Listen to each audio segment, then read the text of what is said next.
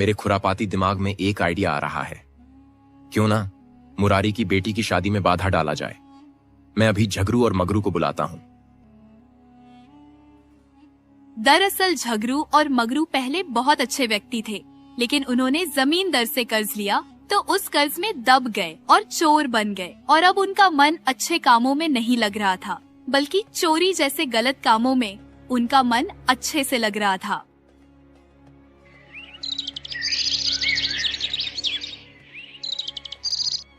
ऐसा सोचकर जमींदार झगरू और मगरू को अपने पास बुलाता है और कहता है, देखो झगरू और मगरू, मैंने तुम्हें यहाँ बहुत जरूरी काम से बुलाया है। देखो, हमारे गांव का वह अनपढ़ मुरारी ने अपनी बेटी की शादी कहीं अच्छे घर में तय कर दी है। अनपढ़ होते हुए भी वह अच्छा काम कर रहा है, और आज तक उसने मुझे कर्ज नहीं मांगा है और ना ही मेरे पैर पकड़े हैं। तो मैं उसे अपने पैरों में गिड़गिड़ाता हुआ देखना चाहता हूं। उसके लिए तुम्हें एक काम करना होगा।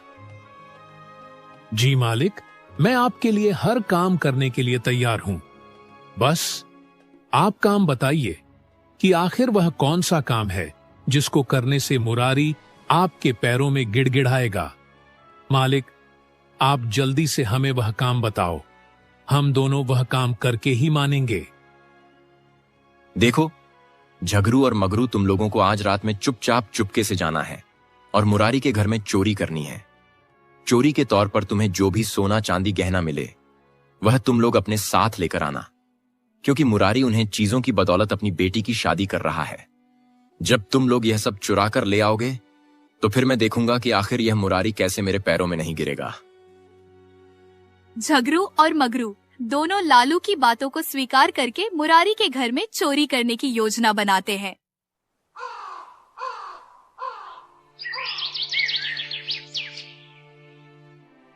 फिर झगरू और मगरू रात के समय मुरारी के घर जाते हैं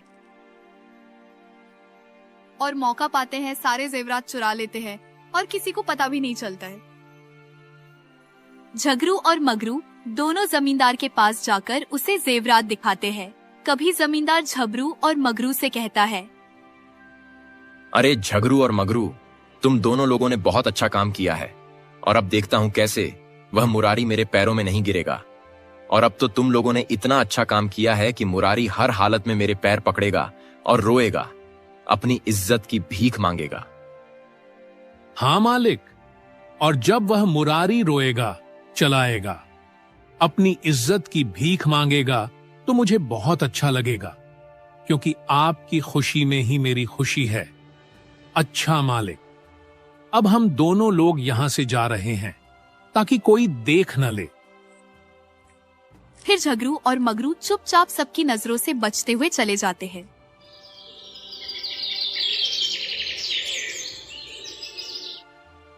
अगले दिन सुबह होते हैं। जब अपने जेब रातों के पास पहुंचता है तो उसकी आंखें फटी की फटी रह जाती है।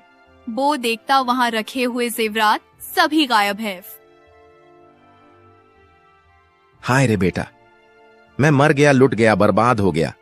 सीमा की शादी के लिए जितने भी जेवरात रखे हुए थे सारे कोई चुरा कर ले गया है। वहां एक भी जेवरात नहीं बचा है। अब हम क्या करेंगे और अपनी बेटी की शादी कैसे करेंगे? अरे पिताजी, ये सब कैसे हुआ और किसने किया होगा? इसमें कुछ समझ में नहीं आ रहा है, लेकिन रोने धोने से काम नहीं चलेगा। देखो, हम लोग यहाँ शादी तो नहीं रोक सकते हैं। अगर शादी रोक दे तो हमारी और हमारी बहन की बहुत बेइज्जती होगी। हमें कुछ भी करके सीमा दीदी की शादी करनी है। हाँ बेटा, तो बिल्कुल ठीक कह रहा है कि हमें शादी नहीं रोकनी चाहिए, लेकिन मुझे समझ में नहीं आ रहा है अब जेवरातों के लिए पैसे कहां से इकट्ठा करें। हम लोगों ने बड़ी मेहनत से पैसे इकट्ठा किए थे और उन्हीं से जेवरात खरीदे थे। अब तो हमारे पास इतने पैसे भी नहीं हैं कि बेटी की शादी के लिए ज्यादा जेवरात खरीद सकें। देखो पिताजी, इसमें हमारी इज्जत का सवाल है, और इसीलिए मेरे दिमाग में एक तरीका आया है जिससे कि दीदी की शादी बड़ी अच्छी और धूमधाम से हो जाएंगे। आप अभी जाइए जमींदार के पास और उनसे कुछ पैसे उधार ले लीजिए ब्याज पर, और फिर हम लोग कुछ ही दिनों में उनके पैसे कुछ भी करके लौटा ही देंगे, क्योंकि मौके का काम निकल जाए वही बहुत बड़ी बात है। हाँ बेटा, मुझे लग रहा है कि तुम बिल्कुल ठीक कह रहे हो। मैं अभी जमींदारों के पास जाता हूं।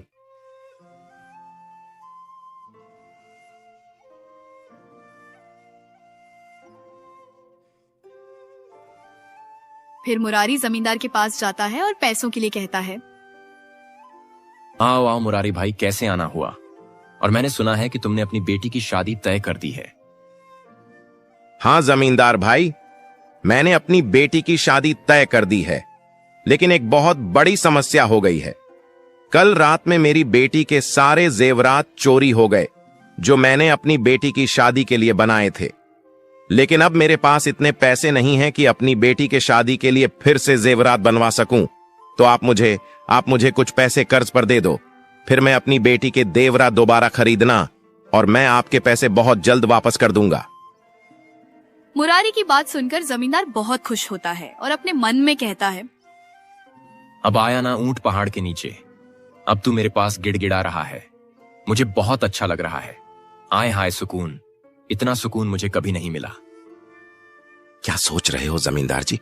क्या आप मुझे कर्ज पर पैसे नहीं दे सकते? अरे नहीं मुरारी, मैं तो तुम्हें पैसे देने के लिए तैयार हो गया हूं। ये लो पैसे और अपनी बेटी की शादी धूमधाम से करो जाकर। अरे तुम्हारा बहुत बहुत धन्यवाद जमींदार भाई, अब मैं अपनी बेटी की शादी कर सकूंगा।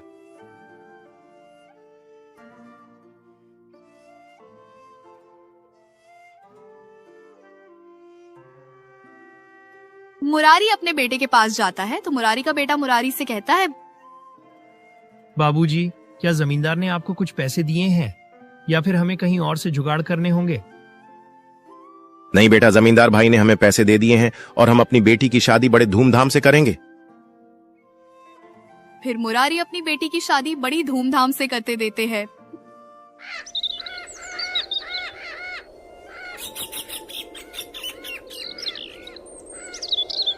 कुछ दिन बाद मुरारी के बेटे मोहन को जमींदार के पैसों की चिंता होती है तो वह मुरारी से कहता है। पिताजी, जमींदार साहब के पैसे बहुत दिनों के हो चुके हैं तो उनका कर्ज भी लौट आना है, इसलिए मैं आज गांव में काम देखने के लिए जा रहा हूँ। अगर कहीं काम मिल जाएगा तो मैं काम करने लग जाऊंगा।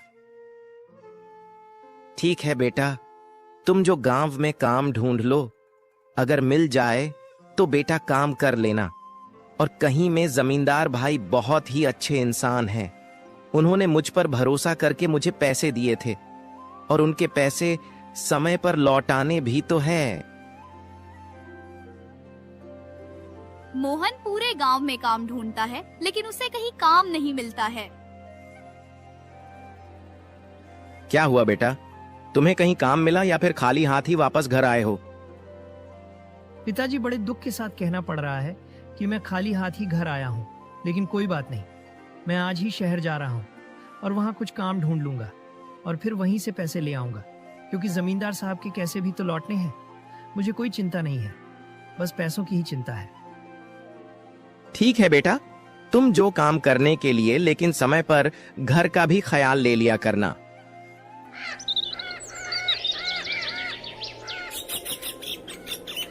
मोहन शहर चला जाता है और वहाँ खुशी की बात ये होती है कि उसे कम एक अच्छी फैक्ट्री में मिल जाता है।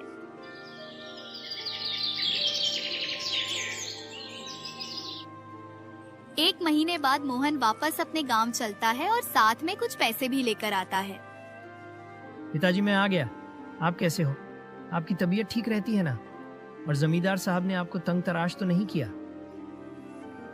हाँ बेटा, मैं तो ठीक हूँ और जमींदार भाई बहुत ही अच्छे इंसान हैं, जिन्होंने मुझे पैसों की मांग तक नहीं की। और तुझे अच्छा काम मिला है ना, कोई ज्यादा मेहनत वाला काम तो नहीं मिला। अरे पिताजी, मुझे काम मिला है, लेकिन बिल्कुल सरकारी नौकरी जैसा मिला है, क्योंकि मुझे बैठकर सिर्फ बोरियों की गिनती करके उसको लिखना होता है। आप तो हो अनपढ़, लेकिन पिताजी आपने मुझे पढ़ा दिया। ये बहुत खुशी की बात है, क्योंकि अगर मैं भी आपकी तरह अनपढ़ होता तो मुझे भी मेहनत वाला काम करना होता। लेकिन पिताजी, अब आप चाहे अनपढ़ हो या पढ़े लिखे, आप तो मेरे पिताजी ही हो ना, और आपकी बदौलत आज मैं अच्छी नौकरी कर रहा हूँ। अच्छा है बेटा, जो तुझे अच्छी नौकरी मिल गई है तो ठीक है बेटा। अब मैं जा रहा हूँ जमींदार के पैसे वापस करने के लिए। पिताजी, आप जो पैसे वापस कर दो और मैं फिर से शहर जा रहा हूँ, क्योंकि मैं आज की ही छुट्टी लेकर आया था और कभी फिर आऊंगा।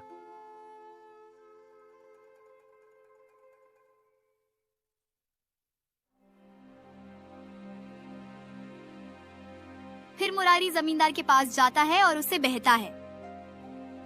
जमींदार जी, क्या हाल है? सब बढ़िया ही है ना? और आज मैं आपके पैसे वापस करने के लिए आया हूँ कि मेरे पास कैसे इकट्ठा हो गए हैं। मुरारी की बात सुनकर जमींदार सच में पड़ जाता है और उसे समझ में नहीं आता है कि आखिर मुरारी नहीं इतनी जल्दी पैसे कैसे इकट्ठा कर ली मैं। अरे, इस मुरारी ने तो बहुत जल्द पैसे इकट्ठा कर लिए, लेकिन मुझे समझ में नहीं आ रहा है कि इसमें इतना जल्दी पैसे कैसे इकट्ठा कर लिए। आखिर कैसे? अच्छा, मैं इससे पूछकर देखता हूँ। अरे मुरारी, बहुत खुशी की बात है कि तुम मेरे पैसे इतनी जल्दी वापस कर रहे हो, लेकिन तुमने इतनी जल्दी पैसे कैसे इकट्ठा कर लिए भाई? अरे जमींदार भाई, मेरा बेटा शहर में नौकरी करता है तो उसी ने पैसे दिए हैं और तभी मैं आपके पैसे वापस करने के लिए आया हूँ। वह इसका मतलब इतनी जल्दी पैसे इकट्ठा करने का काम सिर्फ इसका बेटा कर रहा है। मुझे कुछ करना पड़ेगा, क्योंकि अभी यह इतनी जल्दी पैसे लौटा देगा तो मुझे ब्याज ज्यादा नहीं मिलेगा। लेकिन यह मुरारी अनपढ़ है। मैं क्या करता हूँ कि इसे एक ऐसी पर्ची दे देता हूँ जिसमें लिखा हो कि मुरारी में पैसे और लिए हैं, लेकिन पैसे वापस नहीं किए हैं, तब मुझे 2 गुना पैसे मिलेंगे। मुरारी भाई की रखी है पर्ची, और इसे तुम अपने साथ में ले जाओ, क्योंकि इसमें साफ साफ लिखा है कि तुमने मेरे सारे पैसे वापस कर दिए हैं भाई। अब तुम जा सकते हो। मुरारी बड़े खुशी मन से अपने घर के लिए लौटता है, क्योंकि उसको लग रहा था कि उसके ऊपर अब किसी का ब्याज नहीं बचा हुआ है।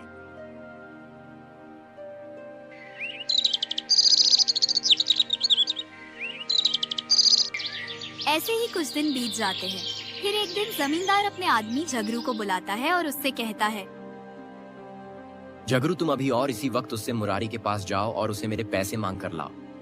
अगर वह पैसे देने के लिए मना कर तो तुरंत तुम उसे मेरे पास लेकर आना। जमींदार का आदमी तुरंत मुरारी के घर जाता है और मुरारी से कहता है, मुरारी जी, मेरे मालिक ने तुम्हें याद किया है और कहा है कि तुम मेरे मालिक के सारे पैसे लौटा दो जो तुमने ब्याज पर लिए थे। अरे भाई जी, तुम्हारे मालिक के कौन से पैसे वापस करने हैं? मैं तो उनके सारे पैसे उसी दिन लौटा दिए थे। अब मेरे पास उनकी कौड़ी तक नहीं है, तो तुम कौन से पैसे मांगने के लिए आए हो? ओ, मतलब पैसे लेकर मुकर रहे हो भाई जी? ऐसा करना ठीक नहीं है। अब देखो, तुमने पैसे दिए हैं या नहीं दिया, वह तो तुम मेरे मालिक को बताओ चलकर, क्योंकि मैं तुमसे बहस करूंगा तो कोई फायदा नहीं मिलेगा, और इसीलिए मैं तुमसे बहस करना नहीं चाहता हूं। ठीक है, मैं अभी जमींदार भाई के पास जाता हूं और उनको सारी बात सही ढंग में बताता हूं। ठीक है झगरू, तुम अब यहां से जाओ।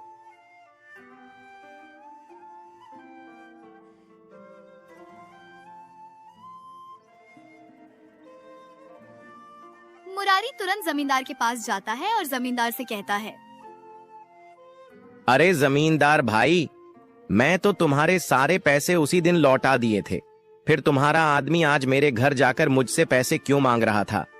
भाई, क्या तुमने ही उसे भेजा था या फिर यह कोई मजाक था? हाँ, मैंने ही अपने आदमी को तुम्हारे पास अपने पैसे लेने के लिए भेजा था, न कि यह मजाक है। और तुम अब मेरे सारे पैसे वापस लौटा दो, क्योंकि बहुत दिन हो गए हैं और ब्याज भी ज्यादा हो गया है। अरे ये क्या कह रहे हो जमींदार भाई?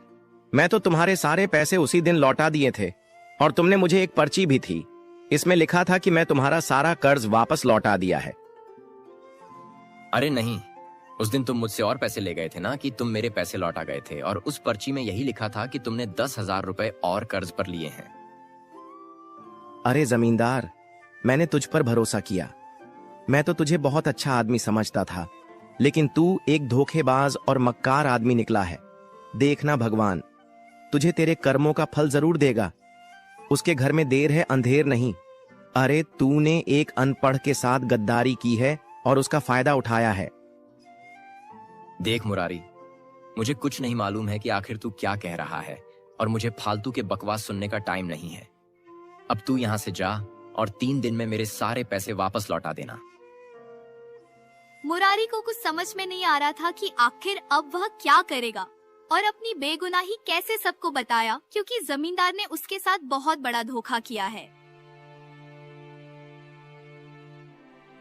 हे भोलेनाथ, मैं किसी के साथ कभी कोई गलत काम नहीं किया है और ना ही किसी को कोई तकलीफ दी है।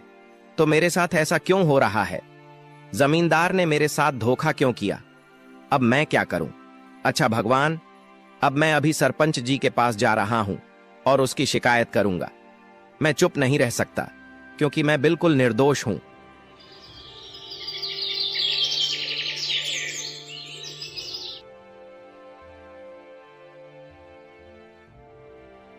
ऐसा सोचकर मुरारी सरपंच जी के पास जाता है और उसे बताता है। नमस्ते सरपंच जी, आज मेरे साथ बहुत बड़ा धोखा हुआ है। मैंने जमींदार से पैसे कर्ज पर लिए थे, लेकिन उसके 1 महीने बाद ही मैंने उसके सारे पैसे सूद समेत वापस लौटा दिए थे। लेकिन अब वह मुझ पर या आप लग रहा है कि मैंने उसके पैसे नहीं लौटाए हैं, बल्कि और पैसे लिए हैं। अब मुझे समझ में नहीं आ रहा है कि मैं क्या करूं। मैंने पैसे लौटा दिए थे।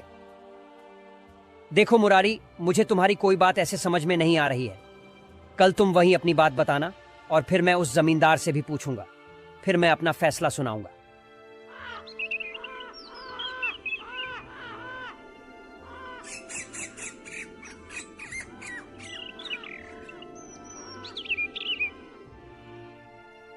अगले दिन पंचायत में सरपंच जी, मुरारी, जमींदार और एक आदमी मौजूद था। फिर सरपंच जी जमींदार से कहते हैं, देखो जमींदार, मुरारी का कहना है कि उसने तुम्हारे सारे पैसे लौटा दिए हैं, लेकिन अब फिर तुम लोगों में क्यों बात बनी? आखिर क्या बात है? तुम अपनी कुछ बात बताना चाहोगे? सरपंच जी, इस मुरारी की बेटी की शादी थी और उसके 1 दिन पहले उसके सारे गहने चोरी हो गए थे और मैंने मुरारी का कुछ भी अपने पास गिरवी नहीं रखा। ऐसे ही पैसे दे दिए थे, लेकिन कुछ दिन बाद से और पैसों की जरूरत पड़ी तो यह और पैसे ले गया। लेकिन अब यह कह रहा है कि मैं उसी दिन तुम्हारे सारे पैसे लौटा दिए थे। जमींदार जी, मैंने इसके साथ नेकी की, लेकिन अब मेरे साथ धोखा कर रहा है। नहीं सरपंच जी, यह जमींदार झूठ बोल रहा है। अरे मेरे बेटे ने बड़ी मेहनत से शहर जाकर पैसे कमाए थे और वही पैसे मैं जमींदार को दे गया था। लेकिन और इसने मुझे एक पर्ची भी दी थी, और अब जो भी यह जमींदार बोल रहा है वह सरासर झूठ है। सरपंच जी, आप मेरी बात पर विश्वास करो। मेरे पैसे बड़ी मेहनत के थे। ओ अच्छा, देखो अब कुछ भी हो, पहले तुम मुझे वह पर्ची दिखाओ। मैं पर्ची में देखता हूं कि आखिर क्या लिखा है और फिर मैं अपना फैसला सुनाऊंगा, क्योंकि ऐसे तुम दोनों की बातों पर विश्वास नहीं किया जा सकता। ना ही जमींदार को गलत साबित किया जा सकता है और ना ही तुम पर भरोसा किया जा सकता है। पहले तो मुझे वह पर्ची दो।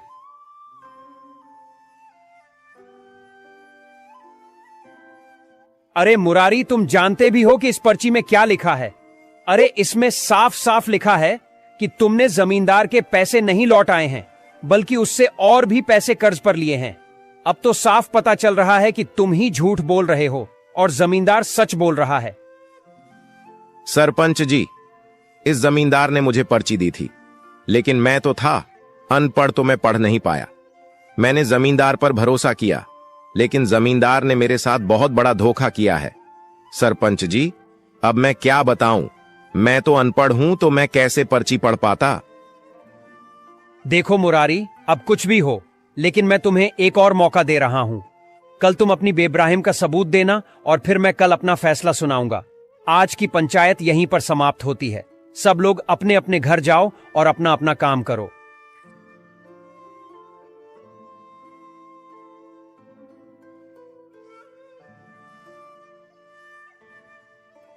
मुरारी बहुत उदास होकर भोलेनाथ के पास बैठा था। उसको समझ में नहीं आ रहा था कि आखिर यह जमींदार उसके साथ इतना बड़ा धोखा कर सकता है। जिसे उसने सबसे अच्छा आदमी समझा, वही गद्दार निकला।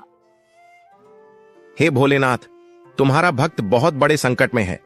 आप इसकी रक्षा करो और इसके पास फिर इतने पैसे भी दोबारा इकट्ठे नहीं हो पाएंगे। मैंने सोचा था कि मैंने तो जमींदार के सारे पैसे लौटा दिए हैं और अब मैं आपकी भक्ति में लगा पाऊंगा, लेकिन कुछ भी नहीं हो पाया। भोलेनाथ, शिव जी, आपको इस वक्त की रक्षा करनी होगी, रक्षा करनी होगी।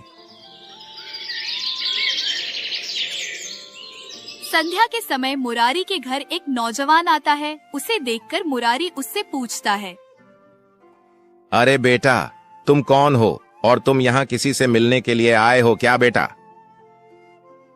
अरे नहीं चाचा जी, मैं और आपका बेटा मोहन दोनों शहर में फैक्ट्री में काम करते हैं। और मैं आज अपने गांव वापस आ रहा था तो उसने मुझसे कहा कि यह लोग कुछ पैसे और मेरे पिताजी को दे देना, इसीलिए मैं समस्तीपुर गांव में चला आया। चाचा जी, आपके बेटे ने मुझे कुछ पैसे दिए हैं, मैं अभी वह आपको पैसे दे देता हूँ। अरे बेटा, तुम्हारा बहुत बहुत धन्यवाद जो तुम यह पैसे लेकर चले आए हो, नहीं तो मेरे बेटे को यहां तक दौड़ना पड़ जाता। बेटा, तुम बहुत अच्छे इंसान हो। और बेटा, तुम्हारा नाम क्या है? चाचा जी, मेरा नाम शिव है और मैं पड़ोस के गांव में ही रहता हूँ। मैं और मोहन बचपन से एक दूसरे को जानते हैं। अच्छा चाचा, मुझे आज्ञा दीजिए कि अब मैं चलता हूँ। अरे बेटा, अब तू रात हो रही है तो तुम आज यहीं ठहर जाओ और कल अपने गांव चले जाना। मुरारी की बात शिव मान जाता है और फिर दोनों बैठकर बातें करने लगते हैं। बातों ही बातों में मुरारी अपनी सारी परेशानी और जमींदार द्वारा किए गए धोखेबाजी भी बता देता है। अरे चाचा जी, आप चिंता ना करें, कल मैं आपके साथ पंचायत में चलूंगा और वहाँ न्याय का फैसला करवाऊंगा। देखूंगा कि आखिर क्या गलत हो रहा है।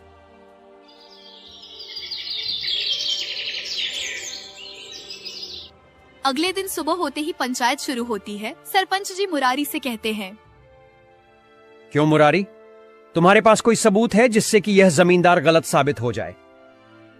सरपंच जी की बात सुनकर मुरारी तो चुपचाप खड़ा रहता है, लेकिन शिव बोलता है, देखो सरपंच जी, मुरारी चाचा अपनी जगह पर बिल्कुल सही है, लेकिन इस सरपंच ने उनके साथ धोखा किया है।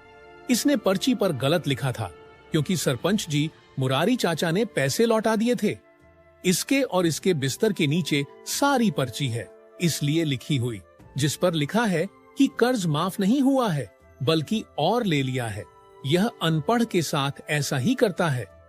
अगर यह न माने तो आप खुद जाकर देख लीजिए इसके घर में। शिव की बात सुनकर जमींदार घबरा जाता है और सोचने लगता है कि आखिर यह सभी बातें कैसे पता है। लेकिन अब उसकी सारी सच्चाई बाहर आ चुकी थी तो जमींदार घबराते हुए कहता है, सरपंच जी, मुझे माफ कर दो। अरे मैं नहीं जानता था कि मैं इतना गलत कर रहा हूँ और मैं लालच में आ गया था। मुझे माफ कर दो। देखो जमींदार, तुमने गलती नहीं बल्कि बहुत बड़ी गलती की है और इसकी सजा तुम्हें भुगतानी ही है। अब तुम इस गांव से निकल जाओ और कभी भी नजर मत आना, क्योंकि तुम इतने पैसे वाले होते हुए भी एक गरीब पर अत्याचार कर रहे थे, गलत साबित करना चाहते थे। जमींदार को सजा सुनाई जा रही थी। तभी मुरारी देखा है कि शिव कहीं नजर नहीं आता। वह सोचता है कि वह अपने घर चला गया होगा, उसको ज्यादा जल्दी होगी।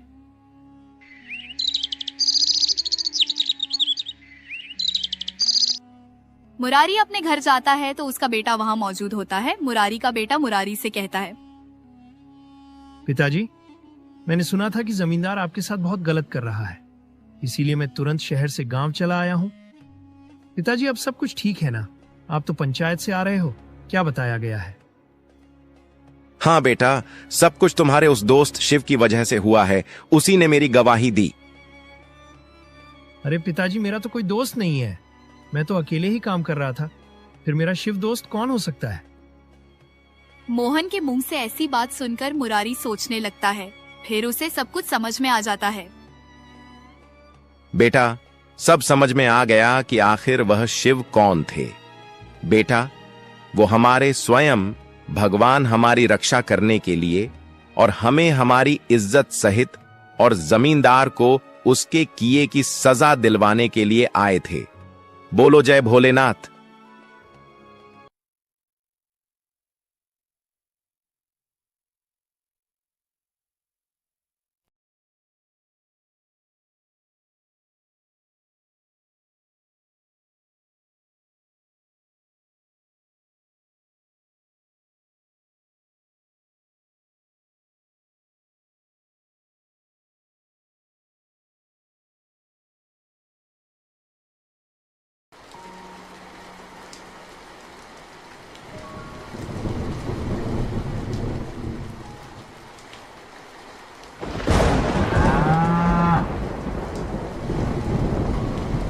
हरीशपुर नाम के एक छोटे से शांत गांव में मोहन अपनी पत्नी राधिका के साथ रहता था। इन दिनों गांव में बरसात का मौसम शुरू हो चुका था। बिजली तड़कने लगी और फिर तेज बारिश की पहली फुहारें धरती पर गिरने लगी। अजी 2 दिन से बारिश लगातार पड़ रही है, ना धूप निकली ना कोई सूखी चीज बची है घर में। अगर ऐसे ही बारिश पड़ती रही तो हमारे पास खाने को भी कुछ नहीं बचेगा। तू ठीक कह रही है राधिका, तू तो वैसे भी समझदार है, लेकिन अब हम करें भी तो क्या? खेत पूरी तरह पानी में डूब गए हैं, अनाज की बोरी भी गीली हो गई। हमारे पास थोड़ी बहुत दाल चावल थे वो भी खत्म हो गए हैं, लकड़ियाँ भी भीग गई, चूल्हा तक नहीं जल रहा। और तूने सुना ना रामू काका कह रहे थे कि बारिश कम से कम 15 दिन और चलेगी, ना रास्ता खुलेगा ना कोई बाहर से कुछ लाएगा। ऐसा तो मत बोलो अजी, अगर इसी तरह पानी गिरता रहा तो हम खाएंगे क्या? बच्चे का दूध भी बचा नहीं। बारिश लगातार पड़ती रहती है, फिर 2-3 दिन बाद बारिश रुक जाती है। मोहन भर जाता है काम ढूंढने के लिए। मालिक, आपके पास अगर कुछ भी काम हो तो बताइए, मैं कुछ भी करने के लिए तैयार हूँ। बस घर में बैठकर बच्चों की भूख नहीं देखी जाती। अरे मोहन, मैं तेरा दुख समझता हूँ, लेकिन जब से ये बरसात लगी है मैं तो खुद अपने मजदूरों को आधा काम दे रहा हूँ। खेत पानी में डूबे पड़े हैं, छत की मरम्मत भी रुक गई, अभी तो कोई काम नहीं है बेटा। मालिक, मैं हल भी जोत लूं, दीवार भी चून दूं, जानवरों को चारा भी डाल दूं, चाहे पानी में भीग कर करना पड़े, मगर कुछ दीजिए ना बच्चों को। 2 दिन से बस उबला पानी पिलाया। देखो मोहन, काम तो बहुत है, खलिहान की मरम्मत, गौशाला की सफाई, अनाज की बोरियां लगानी है, पर इन हालात में कुछ कर भी नहीं सकते। सारा गांव ठप पड़ा है, मेरा भी नुकसान कम नहीं हुआ। मालिक, अगर मुझसे कोई गलती हुई हो तो माफ कर दीजिए। शायद ऊपर वाला भी हमसे नाराज है। सोचता हूँ कहीं मैंने किसी गरीब को मना तो नहीं कर दिया था, या किसी भूखे को बिना खिलाए लौटा दिया हो, तभी इतनी बड़ी सजा मिली। गलती किसी एक की नहीं बेटा, ये तो वक्त की मार है, कुदरत का कहर सब पर बराबर पड़ता है। तू फिक्र मत कर, जैसे ही पानी थमेगा सबसे पहला काम तुझे ही दूंगा। और सुन, शाम तक आंगन में थोड़ी लकड़ियां और अनाज की बोरी रखी हैं, तू ले जा लेना। घर में बच्चों के लिए कुछ तो हो। मोहन 2-3 जगह काम मांगने जाता है, लेकिन बारिश की वजह से उसे कहीं काम नहीं मिलता। थकाकर मोहन चौपाल की ओर जाता है। अरे भाई प्रकाश, इस बार तो बारिश बढ़िया पड़ रही है, खेतों के लिए तो जैसे वरदान बन गई। बिल्कुल राजू भाई, बारिश पड़नी भी चाहिए, अगर ये ना हो तो गर्मी जान ही निकाल लेती है। पिछले साल तो मई जून में हालत खराब हो गई थी। सही कह रहे हो प्रकाश, इस बार तो मौसम भी वक्त पर पलट गया है। ऐसे ही 10 दिन तक लगातार पानी बरस जाए तो फसल भी जम जाए और गर्मी भी भाग जाए। अरे हाँ, 10 दिन की तो जरूरत है बारिश की, वरना फिर से धूप निकलेगी तो मिट्टी फट जाएगी। मैंने भी मौसम की खबर देखी थी, बताया जा रहा है कि पीछे से काफी भारी बादल आ रहे हैं। ओह, मतलब बारिश रुकने वाली नहीं है? नहीं भाई, मौसम विभाग ने तो साफ कहा है अगले 10 दिन तक लगातार बारिश हो सकती है, बाहर निकलना मुश्किल हो जाएगा। उन्होंने तो सलाह भी दी है कि लोग जरूरी राशन वाशन पहले ही घर में रख लें। तो फिर चिंता किस बात की, मैं तो आज ही सारा सामान लेकर आ जाऊंगा। चावल, दाल, आटा, तेल सब भर लूंगा घर में, फिर आराम से बरसात के मजे लेंगे। गर्मा गर्म खिचड़ी, पकौड़ी और ऊपर से गर्म चाय। इतना सुनकर मोहन चौंक जाता। अगर बारिश ऐसी ही पड़ती रही तो हमारा तो काम खराब हो जाएगा। हमारे घर में तो खाने को भी नहीं है, और ये लोग 10 दिन तक बारिश बता रहे हैं। ऐसे में खाने को कहाँ से आएगा और घर का किराया कहाँ से दूंगा? मोहन चिंता करता हुआ अपने घर चला जाता है। अरे भाग्यवान, मैं अभी बाहर से सुनकर आ रहा हूँ कि अगले 10-12 दिन तक लगातार बारिश होगी। मेरी तो कुछ समझ में नहीं आ रहा कि मैं क्या करूं, कहां जाऊं। क्या 10-12 दिन तक बारिश? मोहन, अगर ऐसा हुआ तो हम खाएंगे क्या? तुम्हें तो पता ही है घर की हालत कैसी है, हर तरफ से पानी टपक रहा है। अब तो बर्तन भी रखने की जगह नहीं बची। हाँ, मैं जानता हूँ राधिका, इस टपकती छत के नीचे हम कब तक टिक पाएंगे? अगर और बारिश हुई तो बच्चों को भी बीमारियां लग सकती हैं, घर में सीलन बढ़ती जा रही है। लासी, और देखो, सेठ जी का किराया भी देना है, पहले ये 2 महीने का बाकी है। अगर ऐसे ही हालात रहे तो हम कहाँ से किराया भरेंगे? वो तो सुनते भी नहीं हमारी बात। यही तो मेरी भी समझ में नहीं आ रहा। एक तरफ बारिश रुकने का नाम नहीं ले रही, दूसरी तरफ जेब में फूटी कौड़ी नहीं है। राधिका, ये सब मैं अकेले कैसे संभाल पाऊं? मोहन, मैं जानती हूँ कि तुम कोशिश कर रहे हो, लेकिन अब वक्त ऐसा आ गया है कि अकेले की नहीं, दोनों की लड़ाई है। हमें मिलकर ही रास्ता निकालना होगा। अगले दिन ही आसमान में अचानक काले काले बादल उमड़ने लगते हैं और तभी तेज बारिश शुरू हो जाती है, जैसे आसमान फट पड़ा हो। पानी की बूंदें जमीन पर गिरते ही मिट्टी की खुशबू फैलाने लगती हैं और अब तो देखो बारिश और भी तेज हो गई है और ये छत तो जैसे बिल्कुल जवाब दे चुकी है। हर कोने से पानी टपक रहा है। एक तरफ से बारिश की मार है, दूसरी तरफ भूख की मार। अब तो घर में पका भी नहीं सकते, चूल्हा भी भीग गया। मैं क्या करूं राधिका, समझ नहीं आ रहा। बाहर सैलाब जैसा मंजर है, ऐसे में बाहर निकलूं तो जाऊं कैसे? मोहन देखो, मैं जानती हूँ बाहर हालात अच्छे नहीं हैं, लेकिन सोचो जरा, अगर ये बारिश ऐसे ही चलती रही तो हम खाएंगे क्या? बच्चों को क्या खिलाओगे ये टपकता हुआ घर? आज नहीं तो कल हमारी जान ले लेगा। ये भूख हमें उससे पहले तोड़ देगी। राधिका, इतनी बारिश में निकलना जान जोखिम में डालने जैसा है। रास्ते में कीचड़ ही कीचड़ है, पैर भी फिसल सकता है। और फिर मुखिया जी क्या मदद करेंगे? वो खुद हर बार बहाना बना देते हैं। मोहन, तुम्हें जाना ही होगा। ये वक्त बहानों का नहीं है। अगर अब नहीं गए तो कल को पछताने का भी मौका नहीं बचेगा। जाओ, सीधा जाओ मुखिया जी के पास, उन्हें हमारी हालत बताओ, उनके सामने हाथ जोड़ो, रो पड़ो, अगर जरूरत हो तो, लेकिन कुछ लेकर आओ। मोहन सेठ जी के घर जाता है पैसे उधार लेने के लिए। मुखिया जी घर के बाहर आते हैं। अरे मोहन, तू इतनी बारिश में यहाँ कैसे, और वो भी मेरे घर के बाहर? क्या कोई बहुत जरूरी बात है? मुखिया जी, इस बारिश ने तो मेरा जीना ही हराम कर दिया है। छत से लगातार पानी टपक रहा है, घर के अंदर जैसे नदी बह रही है। बच्चे ठंड से कांप रहे, और चूल्हा तो 2 दिन से जल भी नहीं पाया। खाना नहीं है, पैसे नहीं है, मजबूरी में ही आपके पास आया हूँ। अरे मोहन, बारिश तो अभी कम से कम 8-10 दिन और चलेगी। तू जानता ही है इस बार गर्मी बहुत तेज पड़ी थी। बारिश होनी तो जरूरी थी। ऊपर वाले की मेहरबानी है जो अब राहत मिल रही है। मुखिया जी, यही बारिश आप जैसे अमीर लोगों के लिए राहत बनकर आती है। आपके पक्के मकान, गर्म चाय और आराम की जिंदगी के लिए ये मौसम सुहावना है, लेकिन हमारे लिए ये कहर बनकर टूट गई। मेरे जैसे रोज कमाने खाने वालों के लिए बारिश का हर दिन एक सजा है। मैं आपसे भीख नहीं मांग रहा, सिर्फ कुछ पैसे उधार मांग रहा हूँ, ताकि 2 वक्त का खाना जुटा सकूं, बच्चों को भूखा न सुलाना पड़े। जब हालात सुधरेंगे तो मैं पूरा चुका दूंगा, ईमान से। देख मोहन, पैसों की बात अभी बिल्कुल मत कर। मैं खुद कई लोगों को पैसे दे चुका हूं और अब मेरे पास देने को कुछ नहीं बचा। तू जानता है पंचायत में खर्चे कितने बढ़ गए हैं। मैं तुझे बिल्कुल भी पैसे नहीं दे पाऊंगा। तू कहीं और से इंतजाम कर ले, किसी और के पास जा। और हाँ, बारिश तो सबके लिए आई है। फर्क इतना है कि कोई भीगते हुए सहता है और कोई छत के नीचे बैठकर देखता है। मोहन लौटकर अपने घर आने लगता है। कभी मोहन के घर सेट आता है, घर का किराया लेने। सुनो राधिका, मुझे अपने घर का किराया चाहिए।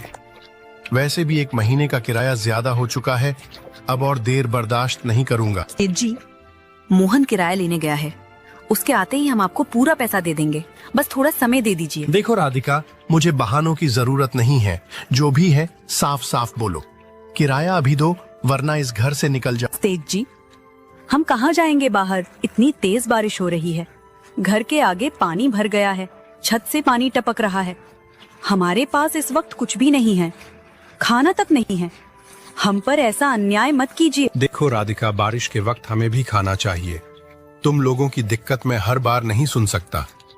ये बारिश 1 दिन की नहीं, 10-12 दिन तक चलने वाली है। सोचकर ही मैं पहले ही आगाह कर रहा हूँ। सेठ जी, बस 1 दिन और रुक जाइए, मोहन आते ही आपसे बात करेगा। हम आपको आपका किराया जरूर देंगे, अभी तो हालात बहुत खराब है। सेठ राधिका और उसके बच्चे को घर से बाहर निकाल देता है और वहाँ से चला जाता है। तभी मोहन अपने घर आता और बारिश में राधिका को खड़ा हुआ देखकर बहुत ही चौंक जाता है। राधिका, तुम इतनी तेज बारिश में यहाँ घर के बाहर क्यों खड़ी हो? क्या हुआ? मोहन सेठ सिंह जी आए थे किराया लेने। मैंने उन्हें समझाने की बहुत कोशिश की कि तुम पैसे लेने गए हो, मगर उन्होंने कुछ नहीं सुना।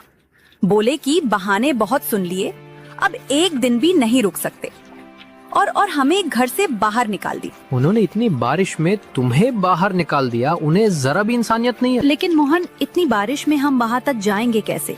कीचड़, पानी, अंधेरा, हमारे पास छाता भी नहीं है, और तुम भी तो थके हुए हो। राधिका, जब तक हम दोनों साथ हैं, कोई भी रास्ता मुश्किल नहीं है। ये सब हालात हैं जो हमेशा नहीं रहे। मोहन, राधिका और उनका बच्चा तीनों बारिश में चल पड़ते हैं। थोड़ी दूर चलने के बाद उन्हें एक कंटेनर दिखता है। उसके पास उसका मालिक खड़ा होता है। सेठ जी, अगर आप बुरा ना माने तो एक बात कहूँ? हाँ हाँ मोहन, कहो क्या बात है? सेठ जी, ये जो कंटेनर आपने यहाँ फेंक रखा है, क्या ये पूरी तरह से खराब है? हाँ मोहन, ये कंटेनर अब किसी काम का नहीं रहा। जंग लग चुका है, अंदर का सामान भी निकाल लिया गया है। मैं तो इसे यहाँ से हटवा ही रहा था। सेठ जी, मेरे पास अब रहने के लिए कोई जगह नहीं बची। बारिश के कारण झोपड़ी भी बह गई है और किराया न देने की वजह से मालिक ने घर से निकाल दिया। अगर आप इजाजत दे तो क्या मैं इस कंटेनर को ही अपना छोटा सा घर बना लूं? मैं इसे साफ कर लूंगा, ऊपर कुछ तिरपाल डाल लूंगा, कम से कम सिर पे छत तो होगी। तुम्हारी आंखों में मजबूरी साफ दिख रही है मोहन। ये जमाना गरीब को जीने नहीं देता। तुमने मुझसे कुछ नहीं मांगा, सिर्फ एक बेकार चीज मांगी है, लेकिन तुम्हारे इरादे नेक हैं। ठीक है मोहन, ये कंटेनर अब तुम्हारा है, जैसे चाहो इस्तेमाल करो। और ये लो, कुछ पैसे रख लो। बहुत ज्यादा तो नहीं है, लेकिन शुरुआत के लिए काफी होंगे। इससे कुछ राशन ले लेना, कपड़े ले लेना और खुद को संभालो। सेठ जी, आपने मेरी जिंदगी बचा ली। भगवान आपको इसका बहुत अच्छा बदला दे। मैं कभी आपका ये एहसान नहीं भूलूं। मोहन उसे कंटेनर को काफी अच्छी तरीके से घर जैसा बना देता है। वो बारिश से बचने के लिए कंटेनर के अंदर चले जाते हैं। मैला भी राधिका, सेठ जी ने जो पैसे दिए थे वो अब बस यही बचे हैं। मैंने सोचा था कि इनमें से थोड़ा राशन लाऊंगा, लेकिन अब समझ नहीं आ रहा कि इतने कम पैसों में घर भी चलाऊं या कोई काम भी शुरू करूं। तुम ही बताओ अब क्या किया जाए। देखो मोहन, जब वक्त बुरा आता है ना, तो अपने भी पराये बन जाते हैं। इस बरसात में किसी ने हमारी मदद नहीं की, ना मुखिया जी, ना मोहल्ले वाले, किसी ने नहीं। ऐसे में हमें ही अपने लिए रास्ता निकालना होगा। इन पैसों को यूं ही खर्च कर देने से बेहतर है कि इनसे कुछ काम शुरू किया जाए। ऐसा काम जो ज्यादा बड़ा ना हो, लेकिन कमाई दे और बरसात के मौसम में चले भी। देखो मोहन, इस बारिश में लोग घर से निकलते तो हैं, लेकिन उन्हें गरम खाने की तलाश होती है। बारिश और गरम चाय के साथ अगर कुछ तला भुना मिल जाए तो लोग मना नहीं कर पाते। मुझे लगता है तुम समोसे का ठेला खोलो। गरम गरम समोसे बारिश में खूब बिकते हैं। राधिका, ये तो सच में बहुत अच्छा आइडिया है। समोसे तो हर मौसम में चलते हैं, लेकिन बारिश में तो खासकर। और ठेले के लिए ज्यादा बड़ी पूंजी भी नहीं चाहिए।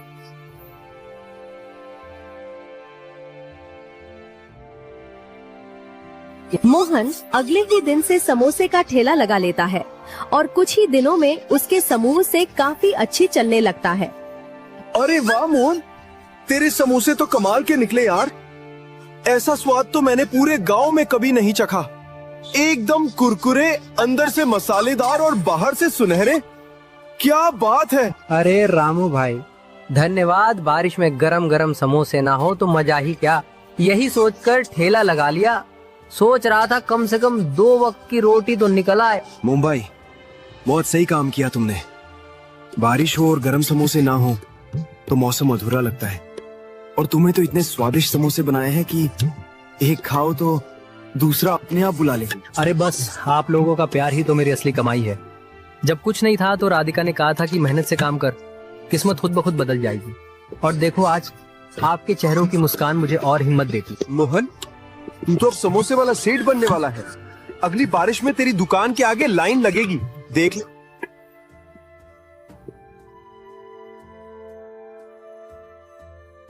राधिका, तुम्हें याद है जब हमने पहली बार इस पुराने कंटेनर में पाँव रखा था? उस वक्त सिर्फ ये छत ही थी हमारे सिर पर, लेकिन आज देखो, ऊपर वाले की दया से, मेहनत से और तुम्हारे साथ से हमारे समोसे इतने अच्छे बिकने लगे हैं कि अब हम एक नया घर खरीद सकते हैं। हाँ मोहन, मैं वो दिन कैसे भूल सकती हूँ जब बारिश में हमें बाहर खड़ा होना पड़ा था, जब पेट में भूख थी और जेब में सिर्फ कुछ सिक्के, लेकिन उस अंधेरे में भी तुम्हारे हौसले की रोशनी थी। राधिका, अब समय आ गया है कि हम इस कंटेनर को अलविदा कहें। इसने हमें सिर छुपाने की जगह दी, हमारी नई जिंदगी की शुरुआत यहीं से हुई, लेकिन अब हमें अपने पैरों पे खड़ा होकर एक पक्की छत के नीचे जाना होगा। अपना घर, अपना सपना। तुम बिल्कुल सही कह रहे हो मोहन। हमने दिन रात मेहनत की, हर बारिश में जलते चूल्हे के पास खड़े रहकर समोसे तले और हर ग्राहक की मुस्कान से हौसला मिला। अब वो मेहनत रंग लाई है। मैंने बाजार में एक छोटा लेकिन साफ सुथरा मकान देखा है। थोड़ी दूर है लेकिन माहौल अच्छा है। सोच रहा हूँ कल जाकर मालिक से बात कर लूँ।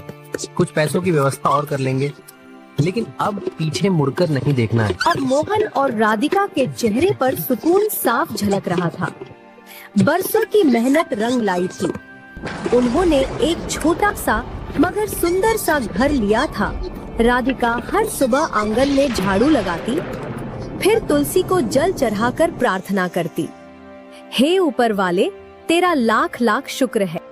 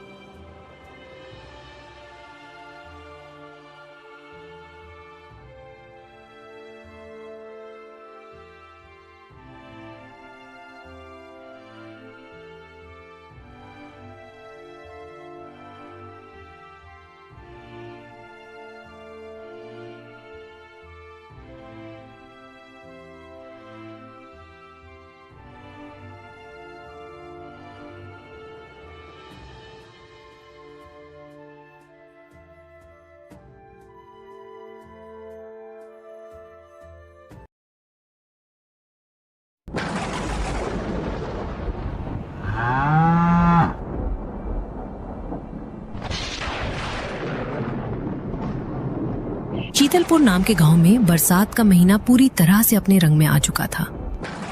बारिश लगातार धरती पर बरस रही थी। चारों ओर सिर्फ बारिश की टप टप और बहते पानी की आवाजें सुनाई दे रही थीं। गौरी, सरकार से इस बार काफी ज्यादा राशन आया है। ट्रक भर के राशन आया है गांव में, लेकिन सरपंच जी उसे बांटने का नाम ही नहीं ले रहे। हमारा क्या होगा राजू? बच्चा भी भूखा है और अब तो जलावन भी नहीं बचा। कब तक ऐसे जिएंगे हम? नहीं गौरी, अब और नहीं। बारिश जरा भी हल्की हुई ना तो मैं खुद जाऊंगा सरपंच के घर, पूछूंगा कि आखिर क्यों नहीं बांट रहे राशन। ये हमारा हक है। हाँ राजू, बात करो, नहीं तो हम ऐसे ही भूखे ही मर जाएंगे। किसी को हमारी परवाह नहीं। मुखिया लाल सिंह बैठा हुआ आग के पास अपना नौकर से बात कर रहा होता है। अरे सरपंच जी, इस बार तो बारिश जैसे रुकने का नाम ही नहीं ले रही। कब से झमाझम बरस रही है। तो होने दो बारिश, हमें क्या चिंता। हमारे घर में तो राशन भरा पड़ा है। इतना भरा है कि अगले 3 महीने भी निकल जाएं तो कोई फर्क नहीं पड़ेगा। वो तो है सरपंच जी, सरकार से जो राशन आया था वो तो पहाड़ जैसा ढेर था, मगर आपने तो आधा भी नहीं बांटा गांव वालों को। बाकी सब गोदाम में ही पड़ा है और कुछ तो आपने बेच भी दिया ना। हाँ हाँ हाँ, अरे बस यही तो मेरी समझदारी है। गरीबों को जितना देना है उतना ही दो, ज्यादा देकर उन्हें आदत क्यों बिगाड़नी। बाकी जो बचा वो मेरे और तुम जैसे समझदार लोगों के लिए है। सही कहा सरपंच। तभी तो आज हम आपके पास बैठे हैं, बारिश के मजे ले रहे हैं, गर्मा गर्म चाय पी रहे हैं और चिंता नाम की चीज दूर दूर तक नहीं। इस बार मैंने एक और चीज सोची है, एक चालाकी भरी योजना, जिससे अगली बार और भी ज्यादा राशन बचेगा। बारिश धीरे धीरे हल्की हो जाती है। राजू अपने दोस्त मोहन के घर जाता है। अरे राजू, क्या बात है? बारिश अभी अभी रुकी है और तुम सीधा मेरे घर आ गए। मोहन भैया, आपको तो पता ही है, पिछले कई दिनों से लगातार बारिश हो रही थी। अब हालत ऐसी हो गई है कि घर में राशन का एक दाना तक नहीं बचा। बच्चे भूख से रोते रोते सो जाते हैं। हाँ राजू, बात तो बिल्कुल सही कह रहे हो। हमारे घर का हाल भी कुछ अलग नहीं है। कल तो बस बचा खुचा आटा किसी तरह से पकाया था, अब तो चूल्हा जलाने का भी कुछ नहीं बचा। अब और इंतजार नहीं कर सकता भैया, बारिश रुक गई है, रास्ते भी थोड़ा साफ हो गए हैं। चलिए सीधा मुखिया जी के घर चलते हैं, उनसे पूछते हैं कि राशन का क्या हुआ, कब तक हम भूखे बैठेंगे। तुम्हारे बात में दम है राजू। राशन तो बहुत पहले आ गया था मगर उन्होंने बांटा नहीं। अब समय आ गया है कि हम अपने हक की आवाज उठाएं। सही कहा भैया, अब खामोश बैठने का वक्त नहीं। गांव के और भी लोगों को साथ लेते हैं। सब चलेंगे मुखिया जी के घर, पूछेंगे कि गरीबों का हक आखिर कब मिलेगा। आज राजू और मोहन दोनों सरपंच जी के घर जाते हैं। अरे राजू, मोहन, तुम दोनों आज अचानक मेरे घर पर कैसे आ गए? सब ठीक तो है? मुखिया जी, अब छुपाने का वक्त नहीं है। हम सीधे सवाल करने आए हैं। जो सरकार की तरफ से राशन आया है, आप उसे बांट क्यों नहीं रहे? हाँ मुखिया जी, अब तो बारिश भी रुक चुकी है, रास्ते भी साफ हो गए हैं। अब बहाना बनाने की कोई वजह नहीं बची। गांव के लोग भूखे बैठे हैं और आप राशन दबाकर क्यों रखे हुए हैं? राशन? कैसा राशन? अभी तक तो कोई राशन आया ही नहीं है। सरकार की तरफ से साफ कह दिया गया है कि जब तक बारिश पूरी तरह से खत्म नहीं हो जाती तब तक राशन नहीं भेजा जाएगा। मुखिया जी, झूठ मत बोलिए, हमें सब पता है। ट्रक आया था, गोदाम में माल रखा गया था, कुछ लोगों को चुपचाप बांटा भी गया और कुछ बेच भी दिया गया। अरे भाई, मैं तुमसे झूठ बोलकर क्या हासिल करूंगा? अगर सच में राशन आया होता तो मैं क्यों छुपाता? सरकार ने कहा है कि बारिश पूरी तरह रुकने के बाद ही अगली खेप भेजी जाएगी। मुखिया उन दोनों की एक नहीं सुनता और दोनों को घर से निकाल देता है।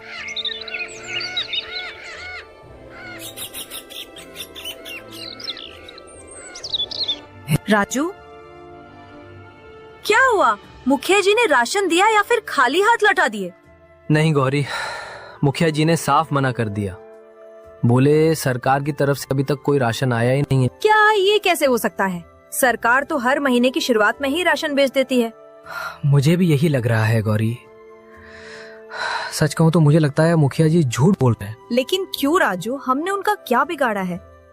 हम तो वैसे ही दिन भर मेहनत करते हैं, 2 वक्त की रोटी के लिए तरसते हैं। पता नहीं गौरी, शायद गरीबों के हिस्से में अब भूख, तकलीफ और आंसू ही रह गए हैं।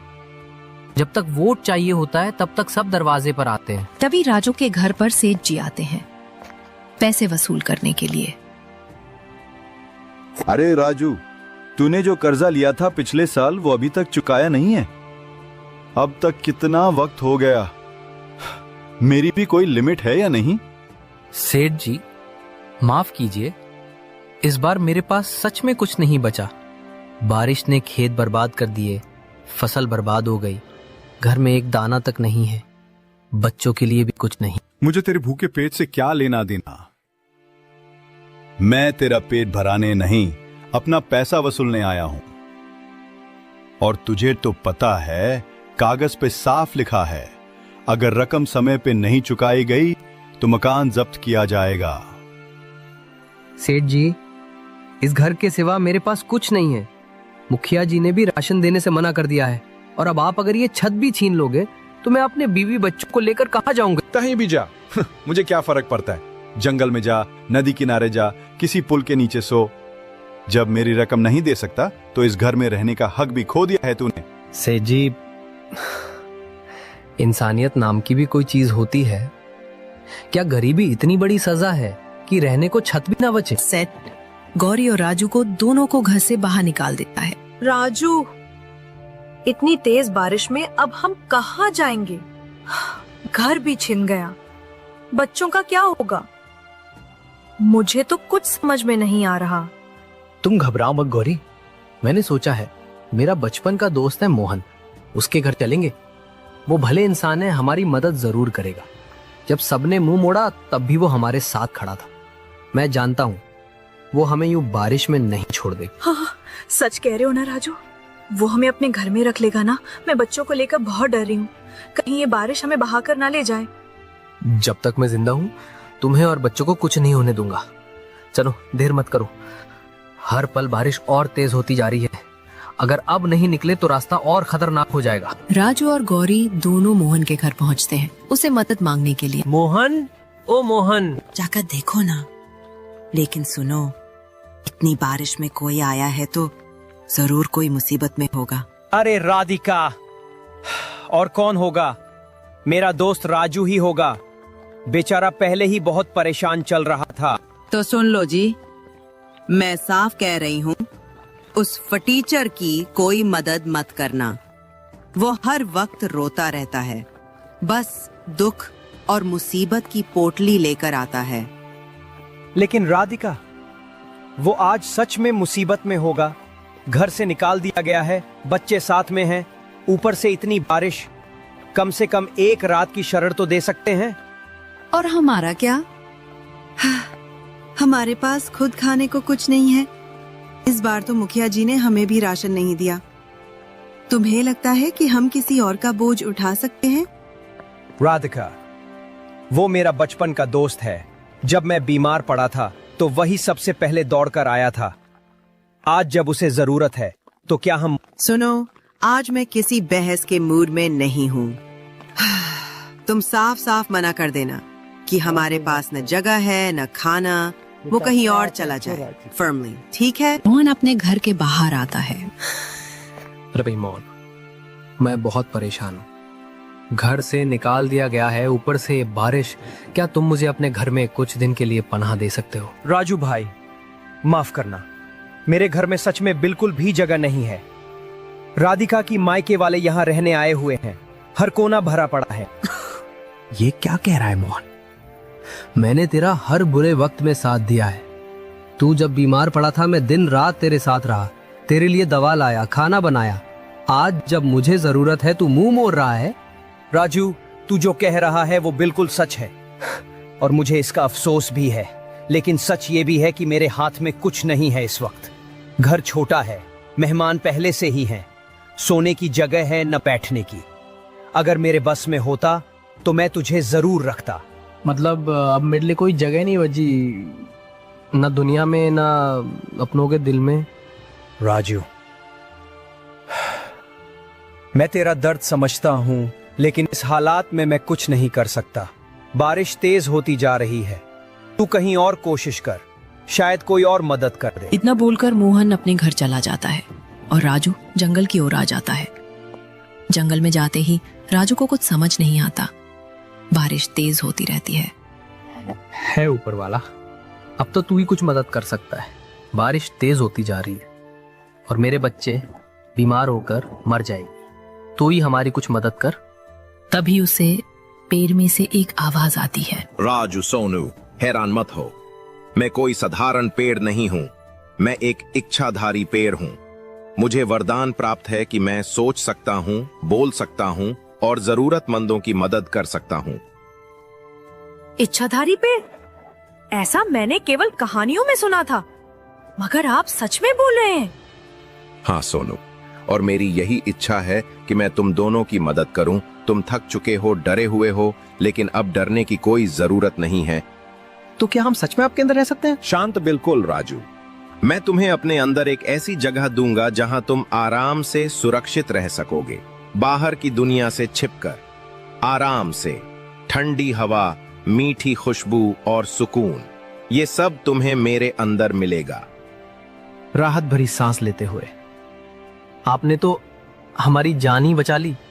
सच कहूं, मुझे अब फिर से जीने की उम्मीद मिल गई है। तभी गांव में बारिश और भी तेज हो जाती है और बिजली की कड़कड़ाहट से पूरा गांव थर्रा उठता है।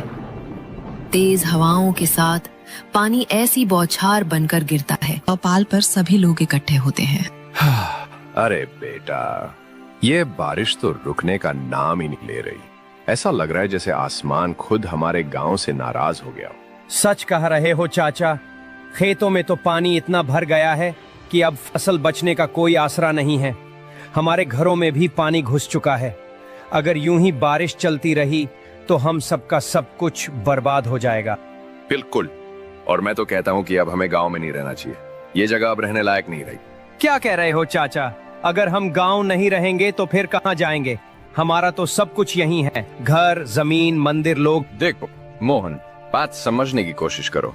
इस समय हमारी जान की कीमत सबसे ज्यादा है। खेत, घर सब बाद में देखा जाएगा। अगर हम जिंदा रहे तो दोबारा मेहनत करके सब बना लेंगे, लेकिन अगर यहीं फंसे रह गए तो कुछ नहीं बचेगा। चाचा ठीक कह रहे हैं। मैंने अभी अभी स्कूल की बिल्डिंग देखी है, छत गिर चुकी है, दीवारों में दरारें आ गई हैं, राशन की दुकान में पानी भर गया है, और वैसे भी मुखिया जी अब कुछ बांट नहीं रहे। उन्होंने साफ मना कर दिया कि अब जो बचा है वो सिर्फ खास लोगों को मिलेगा। मुखिया जी को तो शर्म आनी चाहिए। जब जरूरत थी तब वो कहाँ है? बच्चों को दूध तक नहीं मिल रहा और वो आराम से अपने घर में बंद हैं। इसलिए तो कह रहा हूं बेटा, हमें अब कोई और रास्ता ढूंढना होगा।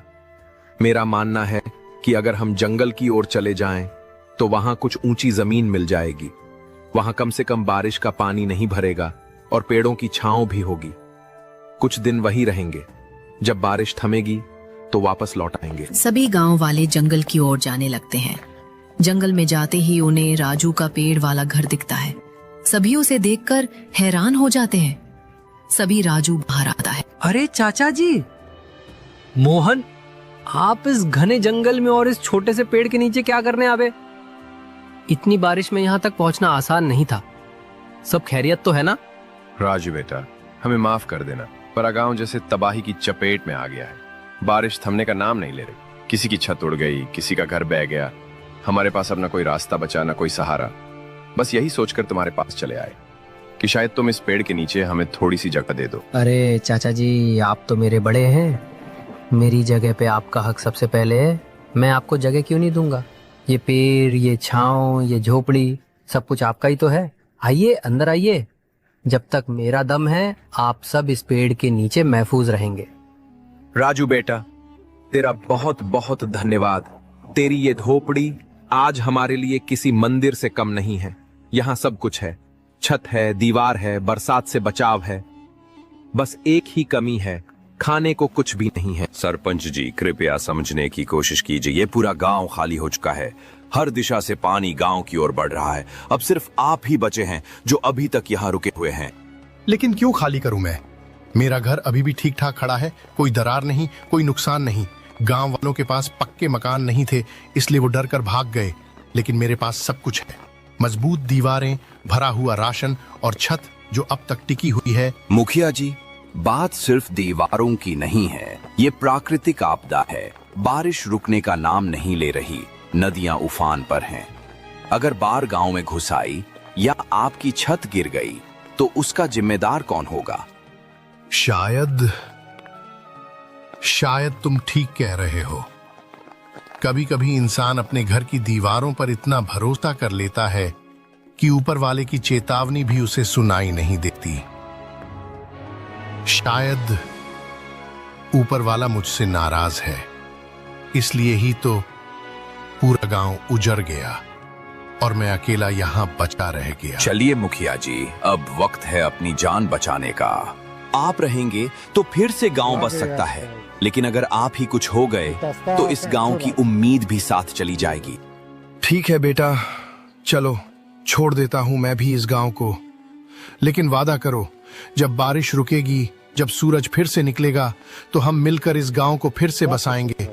एक एक ईंट जोड़कर एक एक सपना फिर से सजाएंगे। मुखिया सारा राशन बैलगाड़ी में रखकर जंगल की ओर चला जाता है। उसे वहां पर राजू चाचा जी और मोहन सब मोहन चाचा जी, मैं आपका बहुत बड़ा गुनहगार हूँ। जो कुछ भी हुआ उसके लिए मुझे माफ कर दीजिए। बेटा, हमें तुमसे कोई शिकायत नहीं है। ये जंगल सबका है। तुम भी हमारे जैसे इंसान हो। यहाँ रहने का तुम्हें भी पूरा हक है। चाचा जी, हम सब भूखे हैं। यहाँ खाने को कुछ नहीं है। बच्चे 3 दिन से एक दाना तक नहीं खा पाए। खाने की चिंता अब तुम मत करो राजू। देखो, मैं ये बैलगाड़ी में ढेर सारा राशन भरकर लाया हूँ। चावल, दाल, आटा, नमक, जो भी चाहिए सब है। इतना सारा राशन, लेकिन कैसे? सरकार से राशन आया था, लेकिन मैं तुमसे वो बात छुपा गया। मुझे डर था कि तुम वापस आ जाओगे तो सब बदल जाएगा, लेकिन अब मुझे अपनी गलती का एहसास हो गया है। हम मुखिया जी, आपने इतना बड़ा धोखा किया, फिर भी मैं आपको दोष नहीं देता। शायद मेरी ही कोई कमी रही होगी। नहीं राजू, ऐसा मत कहो। तुमने आज मेरी आंखें खोल दी हैं। अब ये जमीन सिर्फ मेरी नहीं, सबकी है।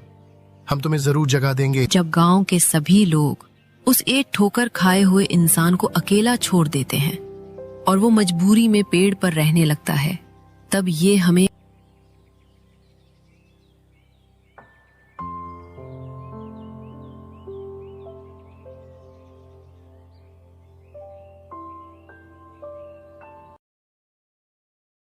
बारिश का मौसम है। गांव में जोर से बारिश हो रही है। गलियां कीचड़ से भरी हैं और आसमान में काले बादल छाए हैं। फिर भी सुरेश अपने समोसों का ठेला तैयार करता है और गांव में निकल पड़ता है। अरे बारिश हो या तूफान, सुरेश का ठेला तो रुकेगा नहीं। चल, आज भी गांव में समोसों की खुशबू फैलानी है। लोग भूखे तो नहीं रह सकते हैं ना। बारिश में भी गर्मा गर्म समोसे सबको पसंद आएंगे। बारिश रुक जाती है, कुछ लोग बाहर निकलते हैं और ठेले पर रुकते हैं। अरे सुरेश, ये समोसे तो गीले हो गए हैं। बारिश में तूने इन्हें ढककर क्यों नहीं रखा? स्वाद तो बिल्कुल फीका लग रहा है। अरे भाई, बारिश का मौसम है, थोड़ा तो गीला होगा, लेकिन स्वाद तो वही है, गर्मा गर्म। एक और ले लो, शायद पसंद आ जाए। नहीं नहीं सुरेश, ये बेकार है। बारिश में समोसे लेना ही गलती थी। अगली बार सूखे और कुरकुरे समोसे लाना, तब बात बनेगी। लगता है आज का दिन मुश्किल है, लेकिन हिम्मत नहीं हारनी। ठीक है भाई, कल और बेहतर समोसे लाऊंगा, जरूर आजमाना। सुरेश दिन भर मेहनत करता है, लेकिन किसी को उसके समोसे पसंद नहीं आते। बारिश की वजह से समोसे कम बिकते हैं। वह थककर और निराश होकर घर की ओर लौटता है। सुरेश गीला गीला घर लौटता है। उसका कपड़ा बारिश से भीगा हुआ है और चेहरा थकान और निराशा से भरा है। उसकी पत्नी राधा उसे देखकर चिंतित हो जाती है। अरे सुरेश, ये हालत क्या बना रखी है? फिर बारिश में भीगते हुए ठेला लगाने गए थे। चेहरा तो बता रहा है कि आज कुछ ठीक नहीं हुआ। समोसे बिके कि नहीं? हाँ राधा, क्या बताऊं, बारिश ने सारा खेल बिगाड़ दिया। लोग समोसे खरीद तो रहे थे, पर सब कह रहे थे कि गीले हो गए हैं, स्वाद बिगड़ गया। कुछ ही समोसे बिके। मैंने तो दिन भर गलियों में ठेला घुमाया, पर मौसम ने साथ नहीं दिया। ये तो परेशानी की बात है सुरेश। अगर रोज रोज ऐसा रहा तो हमारा क्या होगा? ठेले का खर्चा, घर का खर्चा, सब कैसे चलेगा? कुछ और सोचना पड़ेगा, नहीं तो मुश्किल हो जाएगी। हाँ राधा, चिंता तो मुझे भी है, पर हार नहीं माननी। कल फिर कोशिश करेंगे। शायद मौसम सुधर जाए और लोग फिर से समोसे खाने आए। बस थोड़ा सब्र रखना होगा। सुरेश और राधा चुपचाप रात का खाना खाते हैं। कमरे में सन्नाटा है और दोनों के मन में चिंता की लकीरें हैं। अगले दिन सुबह होती है। बारिश अब हल्की हो चुकी है। सुरेश फिर से अपने समोसों का ठेला तैयार करता है और गांव की गलियों में निकल पड़ता है, लेकिन लोग उसके ठेले पर नहीं रुकते। लगता है कल की बात सबके दिमाग में अटक गई। लोग शायद सोच रहे हैं कि समोसे फिर से गीले होंगे। कोई ठेले पर आ ही नहीं रहा। अरे, इतनी मेहनत से समोसे बनाए और अब कोई खाने वाला ही नहीं। वह एक चौराहे पर ठेला रोककर इंतजार करता है, लेकिन घंटों बीत जाते हैं और कोई ग्राहक नहीं आता। सुरेश का चेहरा उदास हो जाता है। क्या करूं अब? अगर ऐसे ही रहा तो ठेला चलाना मुश्किल हो जाएगा। तभी एक बूढ़ा व्यक्ति, जिसके कपड़े पुराने और फटे हुए हैं, धीरे धीरे ठेले के पास आता है। बेटा, एक समोसा दे दे, बहुत भूख लगी है, दिन भर से कुछ नहीं खाया। बाबा, आपके पास पैसे हैं? ही बेटा, मेरे पास तो एक पैसा भी नहीं है। बस सोचा शायद तू कुछ दे दे। कोई बात नहीं बाबा, भूखे को खाना देना पुण्य का काम है। ये लो, गर्मा गर्म समोसा खाओ और ताकत लाओ। बेटा, तेरा दिल तो सोने जैसा है। ये समोसा बहुत स्वादिष्ट है। भगवान तुझे हमेशा खुश रखे और तेरे ठेले पर बरकत दे। शुक्रिया बाबा, आपकी दुआ ही काफी है। आसमान फिर से काले बादलों से घिर जाता है और अचानक तेज बारिश शुरू हो जाती है। बारिश की बूंदें ठेले पर रखे समोसों पर गिरने लगती हैं। सुरेश परेशान हो जाता है। अरे, ये क्या हो गया? फिर से बारिश। अब तो सारे समोसे भीग जाएंगे। कल लोग बुरा भला कह रहे थे और आज फिर वही हाल। मेहनत पर पानी फिर जाएगा। तभी बूढ़ा व्यक्ति अपनी पुरानी मोटी बोरी उतारता है, जो उसने बारिश से बचने के लिए ओढ़ रखी थी। बेटा, परेशान मत हो, ये बोरी ले, इसे अपने ठेले पर डाल दे।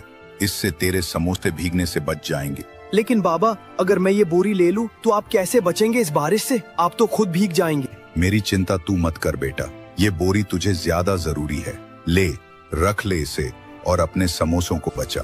बाबा, आपका बहुत बहुत शुक्रिया, आपने मेरी बड़ी मुसीबत हल कर दी। बस अपना काम करते रह बेटा, अच्छे दिल वालों का हमेशा भला होता है। बूढ़ा व्यक्ति धीरे धीरे बारिश में चलना शुरू करता है, लेकिन अचानक वह बारिश के पर्दे में गायब हो जाता है। वह बोरी को और मजबूती से ठेले पर बांधता है। बारिश अब थम चुकी है।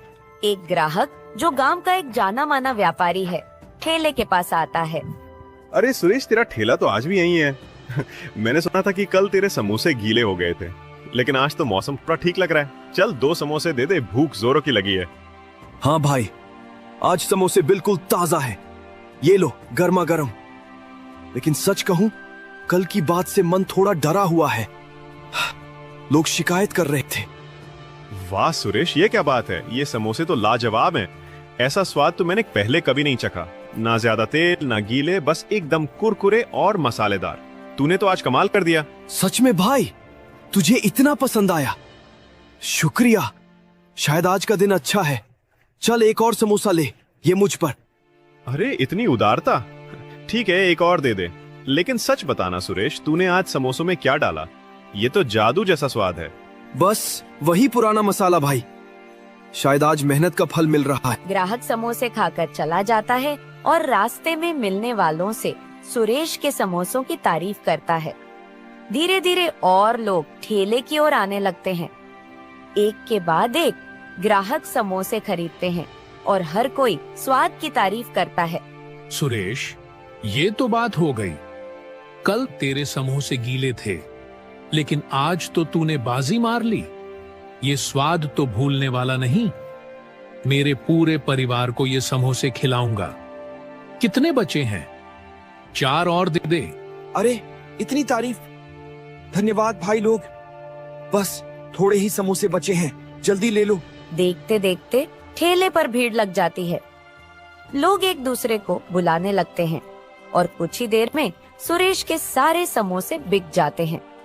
वह थक गया है, लेकिन चेहरे पर संतुष्टि की मुस्कान है। आज तो कमाल हो गया। न जाने उस बूढ़े बाबा की बोरी में क्या जादू है, लेकिन कुछ तो खास है। चल घर जाकर राधा को ये खुशखबरी सुनाता हूँ। वह ठेले को धक्का मारकर घर की ओर चल पड़ता है, मन में नई उम्मीद और उत्साह लिए। सुरेश दिन भर की कमाई के साथ खुशी खुशी घर लौटता है। अरे सुरेश, आज तो तुम्हारा चेहरा चमक रहा है, जैसे कोई खजाना मिल गया हो। क्या बात है? लगता है ठेले पर आज कुछ खास हुआ। जल्दी बताओ, समोसे बिके कि नहीं? कितने बिके? राधा, आज तो कमाल हो गया। सारे समोसे बिक गए, एक भी नहीं बचा। लोग ठेले पर ऐसे टूट पड़े जैसे गांव में मेला लग गया हो। हर कोई तारीफ कर रहा था, कह रहे थे कि इतने स्वादिष्ट समोसे पहले कभी नहीं खाए। सच में सुरेश, ये तो बहुत अच्छी खबर है। लेकिन कल तो लोग शिकायत कर रहे थे कि समोसे गीले हैं, स्वाद बिगड़ गया। आज अचानक ये बदलाव कैसे हुआ? कुछ तो खास बात है, बताओ ना। हाँ राधा, मुझे भी समझ में नहीं आ रहा। आज एक बूढ़े बाबा आए थे, बहुत भूखे लग रहे थे। मैंने उन्हें मुफ्त में समोसा दे दिया। फिर उन्होंने मुझे एक बोरी दी ताकि बारिश में समोसे गीले न हो। बस उस बोरी से समोसों को ढका और फिर लोग आने लगे। एक के बाद एक सब तारीफ करते गए। अरे सुरेश, तुमने बूढ़े बाबा को मुफ्त में समोसा दिया, ये तो तुम्हारी अच्छाई का फल है। देखा, अच्छा काम करने से हमेशा अच्छा ही होता है। वो बोरी तो बस एक बहाना था, तुम उसका ज्यादा जिक्र मत करो। अपनी मेहनत और दिलेरी पर ध्यान दो, वही तुम्हें आगे ले जाएगी। हाँ राधा, शायद तुम सही कह रही हो। बाबा की दुआ और मेरी मेहनत ने आज रंग दिखाया। चलो अब खाना खाते हैं। आज का दिन तो यादगार रहा। हाँ, और कल भी ऐसे ही मेहनत करना सुरेश। मुझे यकीन है तुम्हारा ठेला अब रोज ऐसे ही चमकेगा। सुरेश और राधा खुशी से खाना खाते हैं। घर में उदासी की जगह अब हंसी और उम्मीद का माहौल है। कुछ दिन बाद बारिश का मौसम फिर से लौट आता है। सुरेश अपने ठेले को तैयार करता है। वह बाजार से एक चमकीली छतरी खरीद लाता है और उसे ठेले पर मजबूती से लगाता है। वह ठेले को धक्का मारकर गांव की गलियों में निकल पड़ता है। उसका जोश देखकर कुछ लोग ठेले की ओर आकर्षित होते हैं, लेकिन समोसे खाने के बाद उनकी प्रतिक्रिया पहले जैसी नहीं होती। अरे सुरेश, ये क्या बात है? ये समोसे तो पहले जैसे स्वादिष्ट नहीं है। पहले तो तेरे समोसे खाते ही मन खुश हो जाता था, ऐसा जादुई स्वाद था। आज कुछ कमी सी लग रही है। तूने मसाला तो वही डाला ना? अरे भाई, मैंने तो वही पुराना मसाला डाला है जो हमेशा डालता हूँ। तेल भी ताजा, आटा भी वही। ये नई छतरी लगाई है ताकि समोसे गीले ना हो। फिर भी समझ नहीं आ रहा, तुम्हें स्वाद में क्या कमी लगी? पता नहीं सुरेश, लेकिन वो पुराना जादू आज नहीं है। शायद बारिश का असर है या कुछ और। अगली बार पहले जैसे समोसे लाना, तभी आएंगे। सुरेश, ये तो निराशा हो गई। मैं तो सुना था कि तेरे समोसे अब पूरे गांव में मशहूर हो गए हैं, लेकिन आज तो ये बस ठीक ठाक है। पहले तो एक समोसा खाने के बाद दूसरा मांगने का मन करता था। आज क्या हो गया? अरे भाई, मुझे भी समझ नहीं आ रहा। मैंने तो सारी मेहनत की, वही मसाले, वही तरीका। शायद बारिश की वजह से कुछ गड़बड़ हो गई। ये नई छतरी तो अच्छी है, फिर भी लोग शिकायत क्यों कर रहे हैं? तुम बताओ क्या कमी है? बस वो बात नहीं है सुरेश। अगली बार पहले जैसे समोसे लाना, फिर देखते हैं। दिन बीतता है और ठेले पर भीड़ नहीं लगती। सुरेश के ज्यादातर समोसे बिकते नहीं और वह परेशान हो जाता है। वह चौराहे पर ठेला रोककर सोच में डूब जाता है। ये क्या हो गया? छतरी तो बढ़िया है, समोसे गीले भी नहीं हुए, फिर लोग शिकायत क्यों कर रहे हैं? पिछले कई दिन सब कुछ ठीक चल रहा था, लोग तारीफ कर रहे थे। आज अचानक ये क्या हो गया? वो गहरी सोच में पड़ जाता है और उसे उस बूढ़े बाबा की बोरी याद आती है। पिछले कई दिन उस बोरी को लगाने से समोसे खूब बिक रहे थे और लोग तारीफ करते नहीं थक रहे थे। आज छतरी लगाई और सब बिगड़ गया। शायद उस बोरी में कुछ खास बात है। नहीं नहीं, ये तो बस एक बोरी है, लेकिन फिर भी कुछ तो गड़बड़ है। कल फिर से बोरी लगाऊंगा, देखता हूं क्या फर्क पड़ता है। अगर लोग फिर से तारीफ करने लगे तो समझ लूंगा कि कुछ तो बात है। सुरेश तुरंत घर लौटता है, छतरी को हटाता है और फिर से उस बूढ़े बाबा की बोरी को ठेले पर लगाने का फैसला करता है। सुरेश बूढ़े बाबा की बोरी ठेले पर लगाता है। छतरी हटाकर वह ठेला लेकर गांव की गलियों में निकलता है। बोरी समोसों को ढके हुए है। चौराहे पर ठेला रुकते ही एक ग्राहक आता है, समोसा खाता है और तारीफ करता है। खबर फैलती है और ठेले पर भीड़ लग जाती है। लोग समोसों की तारीफ करते हैं और जल्दी सारे समोसे बिक जाते हैं। सुरेश थका हुआ लेकिन खुश है। ठेला समेटते समय वह बोरी को देखता है और समझ जाता है कि इसमें कोई खास शक्ति है। वह बोरी को संभाल कर रखता है और खुशी खुशी घर की ओर चल पड़ता है। वह घर के बाहर एक चारपाई पर बैठकर थोड़ा आराम कर रहा है। तभी उसका दोस्त राजू उसके पास आता है। सुरेश भाई, थोड़ा वक्त है? मुझे तुमसे कुछ बात करनी है। अरे राजू, बैठ। क्या बात है? चेहरा तो ऐसा लग रहा है जैसे कोई बड़ी मुसीबत आ गई हो। बता, क्या हुआ? सुरेश भाई, सच कहूं तो मैं बहुत परेशान हूं। कई दिनों से कोई काम नहीं मिल रहा। बाजार में कोई दुकानदार मुझे रखने को तैयार नहीं। घर का खर्चा चलाना मुश्किल हो गया है। सोचा तुमसे बात करूं, शायद तुम अपने ठेले पर मुझे रख लो। थोड़ा बहुत हाथ बटा दूंगा, कुछ काम कर लूंगा। राजू, मैं तुम्हारी परेशानी समझता हूँ, लेकिन सच कहूँ मेरे ठेले पर अभी इतना काम नहीं है कि किसी को रख सकूं। मैं और राधा मिलकर सब संभाल लेते हैं। तुम तो जानते हो, ठेला छोटा सा है और अभी तो बस किसी तरह गुजारा चल रहा है। समझा भाई। फिर भी सोचा था शायद तुम कुछ मदद कर सको। कोई बात नहीं, मैं कुछ और देखता हूँ। अरे राजू, टेंशन मत ले। तू मेहनती है, तुझे जल्दी ही कुछ काम मिल जाएगा। बस हिम्मत रख और गांव में इधर उधर पूछता रह, कुछ न कुछ जरूर निकलेगा। राजू चुपचाप सिर हिलाता है और निराश होकर चला जाता है। सुरेश उसे जाते हुए देखता है और उसके मन में राजू की परेशानी के लिए थोड़ा दुख होता है, लेकिन वह अपने ठेले के काम में व्यस्त है। राजू अपने घर लौटता है और अपनी पत्नी से बात करता है। सुरेश ने मुझे काम देने से मना कर दिया। कहता है ठेले पे इतना काम नहीं है, लेकिन मैंने देखा है कभी उसके समोसे बेकार हो जाते हैं और कभी एकदम से इतने स्वादिष्ट कि सारा गांव तारीफ करता है। अब तो उसका ठेला रोज चल रहा है, पता नहीं वो क्या जादू करता है। मुझे तो लगता है उसमें कुछ राज है। सच में? फिर तो तुझे पता लगाना चाहिए राजू। शायद उसने कोई खास तरीका ढूंढ लिया है। तू उसका पीछा कर, देख क्या माजरा है। राजू के मन में शक और लालच जागता है। वह सुरेश के ठेले के रहस्य को जानने का फैसला करता है और उस रात वह सुरेश के घर के बाहर चुपके से खड़ा हो जाता है, यह सुनने के लिए कि सुरेश और राधा क्या बात करते हैं। वह उन दोनों की सारी बातें सुन लेता है और अगले दिन सुबह जब सुरेश अपना ठेला तैयार कर रहा था, राजू जबी बोरी को चोरी कर लेता है। राजू अपने घर पहुंच चुका है, बोरी को जमीन पर रखता है। उसकी पत्नी भी वहां है। अब देख क्या कमाल दिखाता हूँ। ये वही बोरी है जो सुरेश को अमीर बना रही है। बोरी बोरी आटा निकाल। कोई जवाब नहीं आता, बोरी शांत पड़ी है। बोरी बोरी सोना निकाल। अरे कैसी बोरी है ये? कुछ भी तो नहीं कर रही, एक पत्थर तक नहीं निकाल सकती, सोना तो दूर की बात। तभी बोरी से ढेर सारे पत्थर निकलते हैं और दोनों पर गिर जाते हैं। दोनों पत्थरों में दबे पड़े हैं। सुरेश को उसकी ईमानदारी और दयालुता का इनाम मिला, जबकि राजू को अपनी चोरी और लालच की सजा। ये कहानी हमें सिखाती है कि जो दूसरों की भलाई करता है, कुदरत खुद उसकी मदद करती है, और जो छल करता है उसका अंत हमेशा बुरा ही होता है।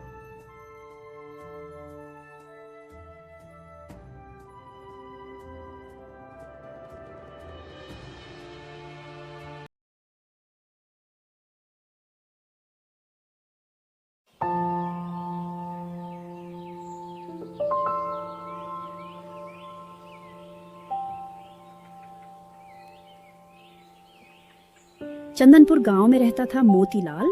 मोतीलाल के 3 बेटे थे। वो अपने सबसे बड़े बेटे सुरेश के साथ रहता था।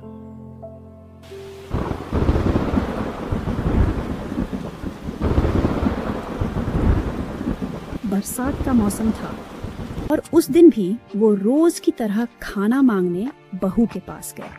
बहू, कुछ खाने को मिलेगा, सुबह से कुछ पेट में नहीं गया। कुछ काम तो करते नहीं, बस खाना खाने आ जाते हो। हमारे लिए तो सारा दिन खटते हैं और आप आराम से बैठकर रोटियां तोड़ने चले आते हैं। बेटी, उम्र हो गई है, अब हाथ पैर नहीं चलते जैसे पहले चलते थे। बस 2 सूखी रोटियां मिल जाएं बहुत है। सूखी रोटियां? रोटियां कोई पेड़ पर उगती हैं क्या? घर में बरसात टपक रही है, खर्चे पूरे नहीं होते, और ऊपर से आप। मैं कोई बोझ नहीं बनना चाहता, बस भूख लगी थी। तो जाइए, जहाँ से भूख आती है वहीं से खाना भी ले आइए। हम कोई धर्मशाला नहीं चला रहे। मोतीलाल चुपचाप कोने में बैठ जाते हैं। उनका चेहरा दुख और बेबसी से भर जाता है। रात का समय सुरेश घर आता है। अरे बाबूजी, आप फिर वही शिकायतें लेकर बैठे हो? कविता ने अब क्या कर दिया? बेटा कुछ नहीं, बस थोड़ी भूख लगी थी, सुबह से कुछ खाया नहीं, बस इतना ही कहा। देखिए बाबूजी, अभी रोज रोज की बात नहीं सही जाती। हर बार खाना, हर बार शिकायत। मेरी बीवी कोई दुश्मन नहीं है आपकी। नहीं बेटा, मैंने कुछ नहीं कहा, बस एक रोटी मांगी थी। हर बात में आप सही और बाकी सब गलत। आपको लगता है सब आपके खिलाफ है? मैं किसी के खिलाफ नहीं बेटा, बस कभी कभी मन करता है कि कोई बिना कहे 2 रोटियां दे दे, जैसे पहले घर में होता था। बाबूजी, वो पहले का जमाना चला गया, अब सब बदल गया है। आपने भी हमारे लिए किया क्या है? एक टूटा हुआ घर दिया जो बारिश में भीगता है। ना कमाई, ना सहारा, बस शिकायतें। घर तो तुम्हें दिया था बेटा, बस सोचा था उसके साथ थोड़ी ममता भी बनी रहेगी। मोतीलाल चुप हो जाते हैं। थोड़ी देर तक कोई कुछ नहीं बोलता। सिर्फ बारिश की आवाज गूंजती है। अपने बेटे की ये बातें सुनकर उनकी आंखों में आंसू आ जाते हैं। मोतीलाल की भूख सिर्फ रोटी की नहीं थी, वो तो बस थोड़ी इज्जत, थोड़ी समझदारी चाहता था। लेकिन जिस घर को उसने बनाया वहां अब उसके लिए कोई कोना भी नहीं बचा। अगली सुबह मोतीलाल ने बिना कुछ कहे पोटलियां में 2 जोड़ी कपड़े, कुछ कागजात और यादें समेट लीं। घर छोड़ना आसान नहीं था, लेकिन जहां इज्जत ना मिले वहां रुकना और भी मुश्किल होता है। सड़क पर चलते हुए गांव का मुखिया ठाकुर साहब सामने से आता है। अरे मोतीलाल, सुबह सुबह कहाँ जा रहे हो भाई? और ये गठरी कुछ ठीक तो है ना? सब ठीक है ठाकुर साहब, बस सब रुकना ठीक नहीं लगा, सोचा चल पड़ूं। क्या मतलब? सुरेश के घर में कोई परेशानी है क्या? तुम्हारे जैसे शरीफ आदमी को इस उम्र में ऐसे चलते नहीं देखा मैंने। शरीफ होना भी आजकल काम नहीं आता ठाकुर साहब। अब घर में मेरी जरूरत नहीं रही, बस जा रहा हूं। जहां जरूरत हो वहां रहने की कोशिश करूंगा। पर कहाँ जाओगे इस बारिश के मौसम में? कम से कम 2 दिन और रुक जाओ, मैं बात करता हूँ सुरेश से। कृपा करके मत कीजिए ठाकुर साहब। बेटे को जब बाप बोझ लगे तो बाप को खुद ही हट जाना चाहिए, बिना कहे, बिना रोके। इस बार मोतीलाल घर नहीं छोड़ रहा था, वो अपने अपनों की उम्मीदें छोड़ रहा था। वो अपने दूसरे बेटे के पास जाने का फैसला करता है।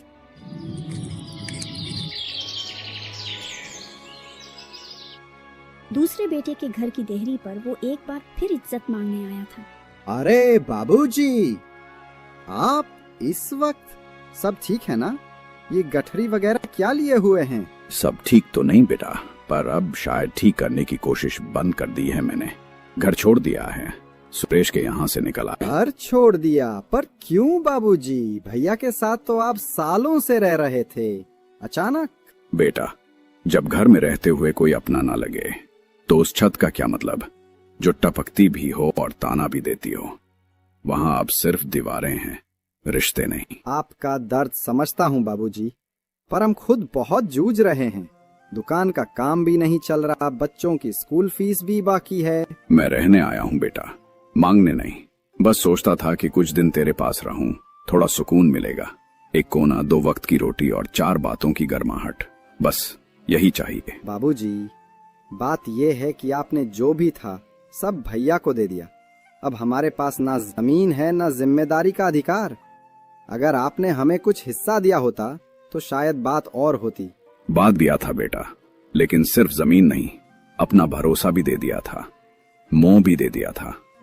अब क्या बचा है मेरे पास जो मैं तुझसे मांगू? आप बुरा मत मानिए बाबूजी, मैं चाहता तो हूँ कि आपको रोको, लेकिन घर की हालत देख ही रहे हैं, बहुत मुश्किल में हूँ। जब उम्मीद देने वाले बेटे भी वजह पूछने लगे तो बूढ़े बाप को समझ आ जाता है कि वो अब सिर्फ नाम के रिश्ते बचा रहा है। महेश का दरवाजा बंद हो गया और मोतीलाल की एक और उम्मीद भी। 2 बेटों से तिरस्कृत होकर मोतीलाल अब आखिरी उम्मीद लिए राकेश के घर की तरफ चला। बारिश अब और तेज हो गई थी, लेकिन उसके मन में ये सोच और भी तेज थी, क्या अब भी कोई है जो मुझे अपना समझे? बाबूजी, आप इस हाल में? आप तो भैया के साथ रह रहे थे ना? रह तो रहा था बेटा, पर अब सिर्फ रहना बचा था, जीना नहीं। सोचा एक बार तेरे दरवाजे भी खटखटा लो। अरे नहीं बाबूजी, आपको कभी आना नहीं पड़ता, आपको तो खुद बुलाना चाहिए था। आइए, अंदर आइए, आप बहुत भीग गए हैं। राकेश उन्हें अंदर लाता है, चारपाई पर बिठाता है। बेटा, 2 जगह से लौट चुका हूँ, अब मन डरता है, ये आखिरी उम्मीद भी टूट गई तो क्या रह जाएगा। बाबूजी, मुझे सबसे ज्यादा दुख इसी बात का है कि आपने मुझे पहले याद नहीं किया। मैं तो हमेशा यही चाहता था कि आप मेरे साथ रहें। ये घर छोटा है लेकिन दिल बड़ा है बाबूजी। अब आप यहीं रहेंगे हमेशा के लिए। इतने में अंदर से सुनीता, राकेश की पत्नी, आती है। तुम्हारी बीवी को कोई आपत्ति तो नहीं बेटा? वो मेरी पत्नी है, लेकिन आपने उसे बेटी माना है ना, तो वो आपकी बहू ही नहीं आपकी बेटी भी है। सुनीता थाली में खाना लाकर रखती है, गरम रोटियां, आलू की सब्जी। खाना खा लीजिए बाबूजी, ठंड लग जाएगी, आपका मन भी थोड़ा ठीक हो जाएगा। बहुत दिनों बाद किसी ने बिना ताने सिर्फ रोटी दी है बेटा। शायद अब भी कहीं कुछ अच्छा बाकी है इस दुनिया में। मोतीलाल के मन में पहली बार थोड़ी गर्माहट उतरी थी। उसे लगा शायद यही उसका असली बेटा है, या शायद यही उसका आखिरी सहारा। मोतीलाल को लगा था कि अब उसे ठिकाना मिल गया है, लेकिन कई बार जो बात चेहरे पर दिखती है दिल में वैसी नहीं होती। रात गहरी थी और राकेश और सुनीता के इरादे भी धीरे धीरे सामने आने लगे थे। कितने दिन रहेंगे आपके बाबूजी यहाँ? उम्र भी ज्यादा है, सेहत भी ठीक नहीं लग रही, दिन रात सेवा करनी पड़ेगी। मैं जानता हूँ, लेकिन बाबूजी कोई आम बूढ़े नहीं है। तुम्हें याद है ना, गांव में सब कहते थे कि उनके पास बहुत पैसा था, कहीं तो कुछ बचा होगा। तो क्या आप सोच रहे हो कि वो सब आपके नाम कर देंगे? क्यों नहीं, अगर हम उनकी ठीक से सेवा करें, उन्हें लगे कि अब हम ही उनके अपने हैं, तो जो भी होगा वो हमें ही मिलेगा। भैया लोगों ने तो उन्हें निकाल ही दिया है। तो फिर आप तय कर लीजिए, मैं खाना भी दूंगी, सेवा भी करूंगी, लेकिन बाद में खाली हाथ नहीं लौटना चाहिए। बस तुम वैसे ही व्यवहार करो जैसे आज किया, थोड़ा अपनापन।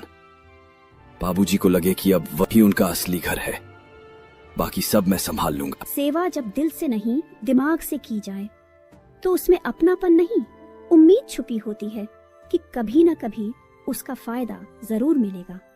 मोतीलाल को शायद अभी पता नहीं था, लेकिन जिस घर में सुकून मिला था वो भी अब सौदे की शक्ल ले चुका था। कुछ दिन बीते, राकेश और सुनीता ने हर रोज मोतीलाल की सेवा की। एक दिन उन्होंने थक कर पूछ ही लिया, बाबूजी, आपकी तबीयत अब थोड़ी ठीक लग रही है, यहाँ आराम तो मिल रहा है ना? हाँ बेटा, कुछ चैन मिला है। तेरा अपनापन कुछ दिन की राहत दे गया। बाबूजी, एक बात पूछनी थी आपसे। आपके जमाने में आपने बहुत पैसा कमाया था ना? सब कहते थे आप पूरे इलाके के सबसे अमीर बनिए थे। थोड़ा बहुत था बेटा, लेकिन जिंदगी के साथ सब बंटता गया। बेटों को हिस्सा दिया, घर, जमीन, और अब कुछ भी नहीं बचा। कुछ भी नहीं? न नकद, न जेवर, न कोई कागज? बचा होता तो क्या छुपाता बेटा। सच कहूं तो अब सिर्फ यादें हैं और ये गठरी। तो अब आप मेरे ही घर रहेंगे हमेशा, बिना कुछ दिए, बिना कुछ छोड़े?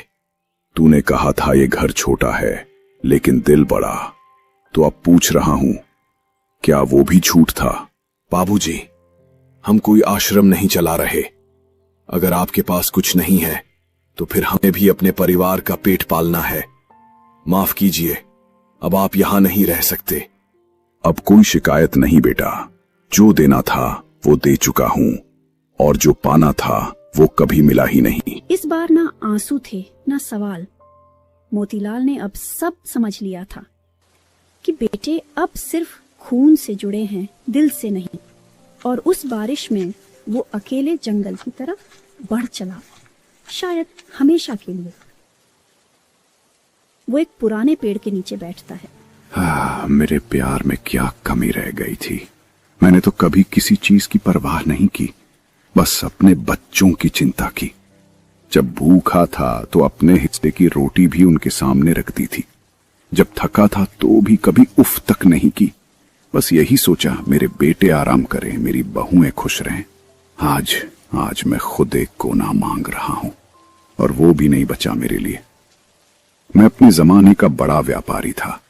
गांव में मेरा नाम था, मेरी साख थी। दूसरे लोग आकर सिर झुकाकर बात करते थे। आज अपने ही बेटे मेरी तरफ देखकर मुंह फेर लेते हैं। जब हाथ में पैसे थे तब बाबूजी कहते थे। अब तो जैसे मैं एक पुराना सामान हो गया हूं, जिसे बस कोने में रख दो और वक्त आने पर बाहर फेंक दो। किसी ने सच ही कहा था, आने वाले जमाने में इंसान को सबसे ज्यादा प्यार पैसे से मिलेगा, ना रिश्तों से, ना त्याग से, ना यादों से। बस जेब में कुछ हो तो तुम अपने हो, वरना तुम पराये से भी बदतर हो जाते हो। थक गया हूं अब। अब न उम्मीद बची है न शिकायत। अब तो बस ये पेड़ है जो बिना कुछ मांगे मुझे छांव दे रहा है। काश इंसान भी पेड़ जैसा हो पाता। उस रात पेड़ भीगता रहा, जमीन भी भीगती रही, लेकिन मोतीलाल के दिल से आंसू नहीं टपके, क्योंकि अब वो रोने से आगे बढ़ चुका था। मोतीलाल जंगल की ओर चलता गया।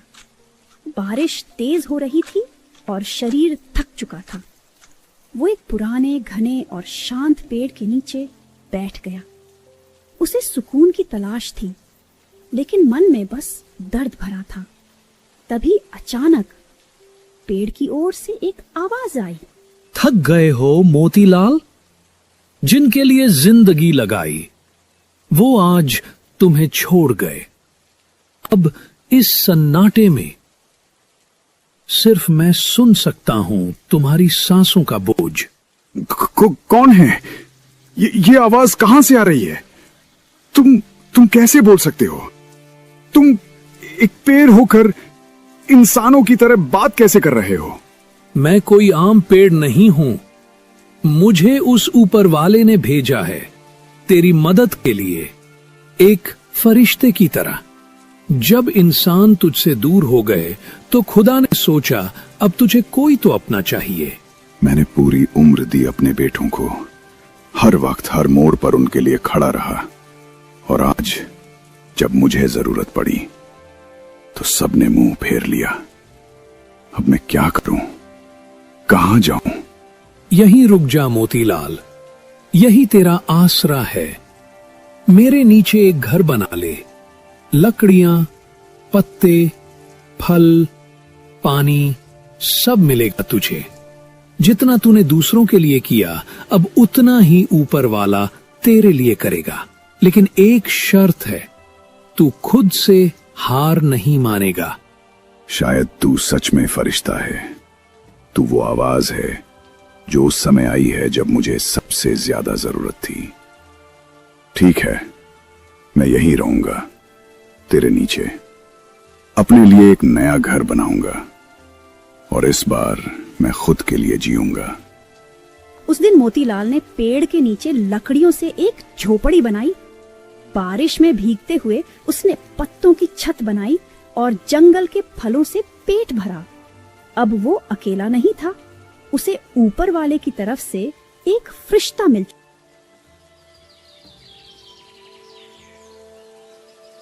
तीनों भाई अब एक ही पेड़ के नीचे खड़े थे। बाहर बारिश थी और अंदर बरस रहा था सालों से जमा हुआ गुस्सा, दर्द और अधूरी बातें। बाबूजी ने हमेशा मुझे बोझ समझा। घर मेरे नाम कर दिया, लेकिन ऐसा घर? बारिश में छत टपकती है, दीवारें सीलन से भरी है। जब कहा कि मरम्मत के लिए पैसे नहीं हैं, तो बोले हमारे जमाने में लोग मिट्टी से घर बनाते थे।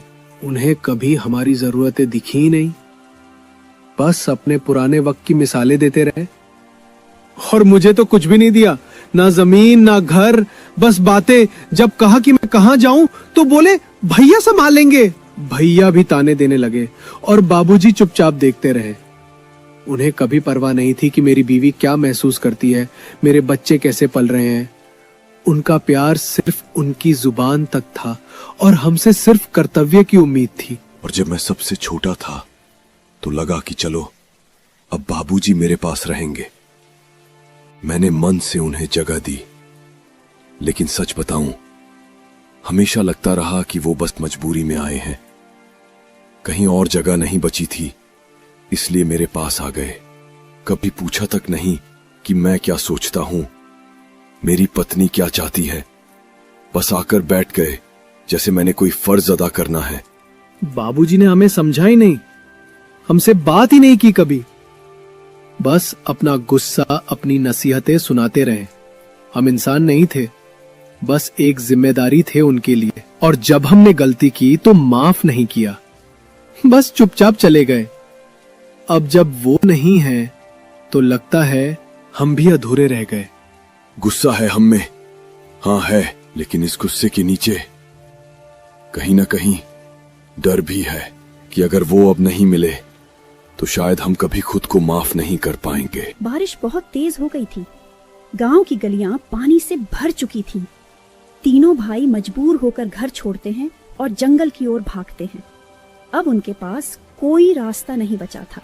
तीनों भाई बारिश में भीगते हुए जंगल पहुंचे। वहां एक झोपड़ी देखकर हैरान रह गए जो मोतीलाल ने अपने लिए बनाई थी। तभी मोतीलाल वहां आते हैं। आ गए तुम लोग। बारिश ने सब कुछ साफ कर दिया, शायद मन भी और सोच भी। बाबूजी, हम गलत थे। हमने ना आपको समझा, ना आपकी कद्र की। आपने हमें छत दी थी, पर हमने सिर पर हाथ नहीं रहने दिया। क्या आप हमें माफ कर सकते हैं? हमसे बहुत बड़ी गलती हुई बाबूजी। आपने हमें जोड़कर रखा और हम आपको तोड़ते गए। अब अगर आप कहें तो सब छोड़कर यहीं आपके साथ रह जाएंगे। मैंने आपको अपनाया था, पर शक भी किया। मैंने सेवा की, लेकिन मन से नहीं। अब अगर एक और मौका दे तो मैं आपका वही बेटा बनना चाहता हूं जिस पर आपको नाज हो। गलती करना बुरा नहीं बेटा, उसे मान लेना बड़ा होता है। मैंने तुम्हें सब कुछ दिया, बस थोड़ा सा प्यार मांगा था, जो अब तुम ले आए हो। हाँ, मैं माफ करता हूं, क्योंकि अब मेरे बेटे लौट आए हैं अपने बाबूजी के पास। बारिश अब थम चुकी थी, लेकिन जो दिलों में भीगापन था वो भी साथ।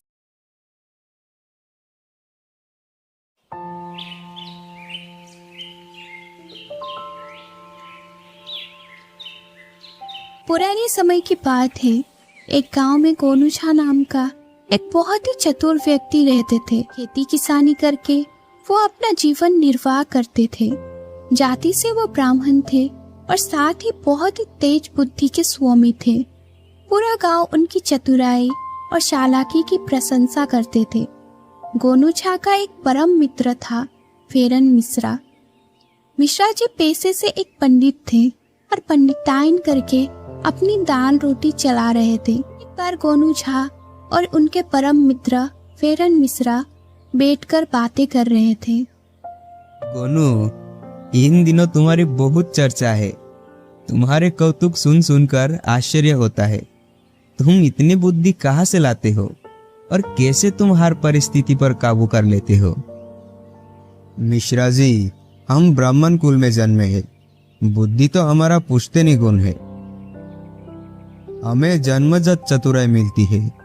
परिस्थितियों को पढ़कर उसके अनुसार ही बुद्धि का प्रयोग करना, यही तो हमारी विशेषता है। इसे ही संसार में बमन पेच कहते हैं। कौन सा पेच? बमन पेच। दुनिया में एक यही पेच है जो कस जाए तो सरलता से खुलता नहीं है। कमाल है, हम भी इसी कुल में जन्मे हैं और कई वर्षों से पंडिताई कर रहे हैं, फिर भी हमें इस पेच की महिमा नहीं पता। महिमा तो पता होगी और आप प्रयोग भी करते होंगे, लेकिन धर्म और आस्था के आश्रय में हम बुद्धि और चतुराई के साथ करते हैं। अच्छा, ये तो बताओ कि यह बामन पेच किसी ब्राह्मण पर काम करेगा? पेच तो मिश्रा जी हर जगह काम करता है, बस कसने वाला चाहिए। तो भाई, तुम मुझे भी दिखाओ कि ये किस तरह का पेच है। मुझ पर अपनी ये विद्या चला के तो देखो गोनू। रहने दो मिश्रा जी, आपस में चतुराई नहीं दिखाई जाती, इससे राम राम में विघन आ सकता है। अरे कुछ नहीं होगा, हम दोनों मित्र हैं, हमारे बीच मनमुटाव कभी हो ही नहीं सकता। ये तो बस सीखने के लिए कह रहा हूँ। छोड़ो इस बात को, कोई और बात करो। नहीं भाई, ये बमन पेच तो तुम्हें दिखाना ही होगा। मैं भी तो बमन हूँ, हो सकता है ये पेच मैं भी जानता हूँ, बस प्रयोग ना कर पाता हूँ। क्या पता मैं तुम्हारे इस पेच को काट ही दूँ। देखेंगे, फिलहाल इस बात को खत्म करो और कुछ खाने के लिए मंगवाओ। मिठाई चलेगी? चलेगी क्या, दौड़ेगी? मंगवाओ तो सही।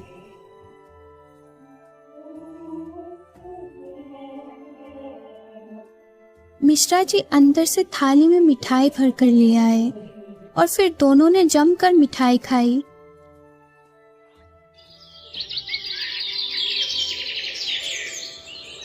इस बात को कई हफ्ते बीत गए। मिश्रा जी तो बिल्कुल भूल ही गए थे। श्राद्ध पक्ष चल रहा था तो समय ही कहाँ था। दिन में पिंडदान कराने जाते और गठरी बांधकर शाम तक वापसी लौटते। कमाई का समय था तो कोई और बात कहाँ याद रह जाती है। मगर गोनू झा नहीं भूले थे।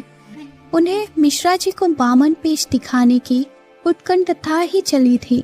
उन्हें मिश्रा जी को दिखाना था कि वो कैसे बुद्धि और अभिनय का प्रयोग करके अपना काम सफल कर लेते हैं।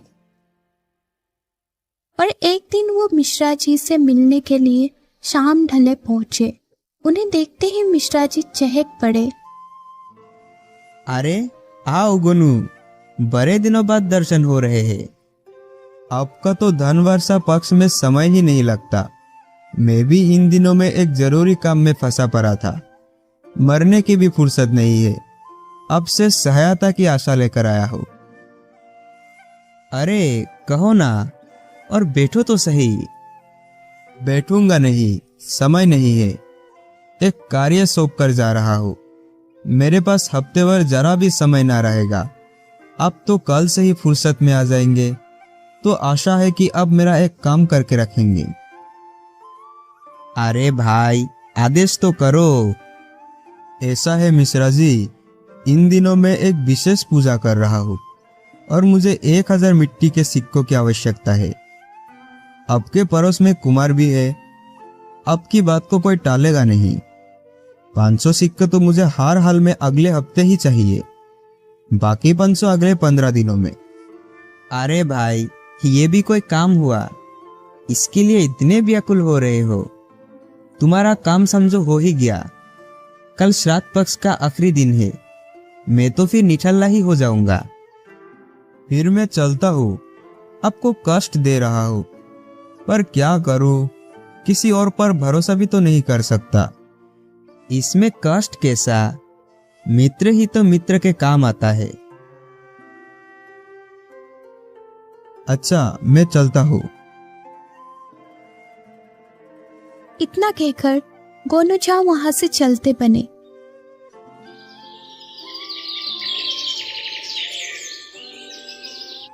फिर एक हफ्ते बाद उनके साथ पलटन झा भी थे।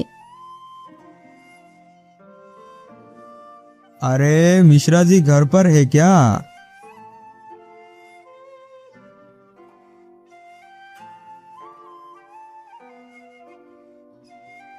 अरे गोनू झा, अंदर आओ भाई। बाहर क्यों खड़े हो? समय की कमी है मिश्रा जी। मैंने बताया तो था। मेरा काम हुआ कि नहीं? हो गया, अभी लाता हूँ। मिश्रा जी अंदर गए और जब बाहर आए तो उनके हाथ में एक मखमल की थैली थी। ये लो, पूरे 500 है। बाकी 500 जब कहो तब दे दूंगा। ठीक है, पर जल्दी करना, जल्दी ही आवश्यकता होगी। अरे कहा ना, जब चाहे तब। धन्यवाद। आओ पलटन भाई, चलते हैं।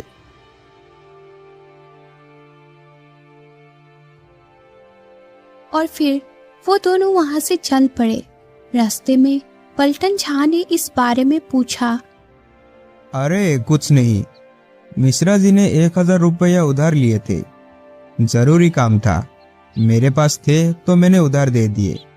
आज तुम्हारे सामने 500 रुपये दिए, बाकी फिर दे देंगे।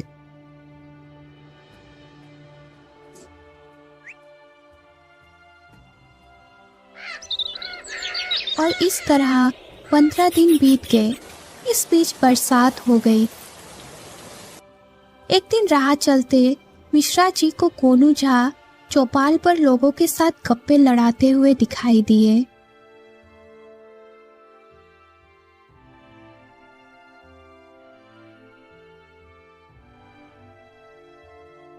गोनू भाई, कहाँ रहते हो भाले मनस? कभी तो दर्शन दिया करो। मिश्रा जी, बताया तो था कि व्यस्त हूँ। आजकल में मैं आने ही वाला था, वो 500 लेने। सोचा था व्यवस्था हो गई होगी। व्यवस्था तो हो गई थी, पर बरसात ने सब गुड़ गबर कर दिया। सब भीग गए। अब 2-4 दिन और लगेंगे। मिश्रा जी, मुझे तो बहुत आवश्यकता है। अरे तो 4 दिन ठहरो, मरे जा रहे हो। ठीक है, 4 दिन और सही। मिश्रा जी चले गए। गोनूजा वहां पर चुपचाप बैठ गए। चौपाल में बैठे हुए एक बुजुर्ग ने पूछा, क्या बात है गोनूजा, कुछ समस्या है क्या? काका, पैसे का लेन देन कभी मित्रता में ना करे। मिश्रा जी ने 1000 रुपये लिए थे, महीना होने को आया। 500 रुपये तो पलटन जाके सामने दे दिए थे, बाकी देने का नाम ही नहीं ले रहे। टाल मटोल करते रहते हैं। अभी भी तुम सबके सामने कहकर गए हैं 4 दिन में दे दूंगा। देखता हूँ 4 दिन और। मित्र है, ज्यादा तो कह भी नहीं सकते। यही तो उधर प्रेम की कैची है। मित्र को दो तो मित्रता काटे, भाई को दो तो रिश्ता काटे।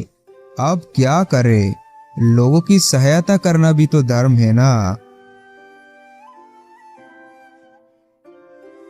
इतना कहकर गोनूझा चौपाल से उठकर चले गए। पीछे लोगों में कई तरह की बातें हुई। कोई मिश्रा जी के बारे में कहता, उन्हें ऐसा नहीं करना चाहिए था, ये तो मित्रता का नाजायज लाभ है।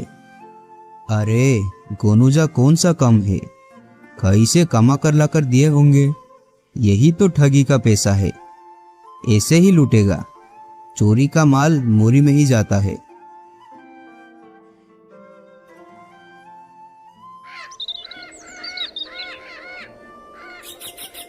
सात दिन गुजर गए। एक दिन मिश्रा जी अपने द्वार पर सुबह सुबह बैठे थे कि जोरावर नाई आ पहुंचा। पाई लागू पंडित जी, चौपाल पर पंचायत है, आपको बुलाया है। पंचायत? कैसी पंचायत? किस बात की पंचायत? जाकर देखिएगा, सब आंखें खुल जाएंगे। नाई इतना कहकर वहां से चले गए। मिश्रा जी असमंजस में रह गए। धोती कुर्ता पहनकर चौपाल की ओर चल पड़े। वहां पहुंचे तो सारा गांव वहां पर उपस्थित था। गोनूझा भी बैठे थे और 5 परमेश्वर भी बैठे थे। आइए मिश्रा जी। ये क्या मिश्रा जी, मित्रता में ऐसा करना आपको शोभा नहीं देता। आप तो गांव के गणमान्य व्यक्ति है। आप भी ऐसा करोगे तो बाकी सब पर क्या असर पड़ेगा? क्या हुआ? गोनूजा ने आप पर आरोप लगाया है कि आप उनके 500 रुपया के देनदार है, जिन्हें देने पर आप टाल मटोल कर रहे हैं। गवाह भी यही है। पलटन झा कहते हैं कि आपने अपने हाथों से उनके सामने गोनूजा को 500 रुपये दिए थे और शेष 500 के लिए बाद में कहा था। मगर गोनूजा, ये सब क्या है भाई? अब क्या करूं मिश्रा जी, मित्रता के नाते तकाजा ज्यादा नहीं कर सकता था। आप थे कि रोज बहकर रहे थे, पर वे तो मिट्टी के हजारों सिक्कों की बात हुई थी। मिट्टी के? क्या कह रहे हो? मिट्टी के सिक्के क्या होता है? और होते भी है तो उनका क्या करूंगा? और क्या करेंगे आप? देखो पंचो, अब मिश्रा जी क्या नया गोल खिला रहे हैं। मिश्रा जी, हफ्ते भर पहले इसी चौपाल पर हम 10 लोगों के सामने अपने गोनूजा को 4 दिन में 500 रुपया देने की बात कही थी, और इतने लोग झूठे तो नहीं हैं। मिश्रा जी, ये अधर्म मत कीजिए। आप पूजा पाठ करने वाले स्वास्तिक और धार्मिक ब्राह्मण हैं। पंचायत आपको आदेश देती है कि आज शाम तक गोनूजा के पैसे चुका दीजिए, नहीं तो आप आर्थिक दंड पाएंगे। पंचायत का फैसला सर्वमान्य होता है।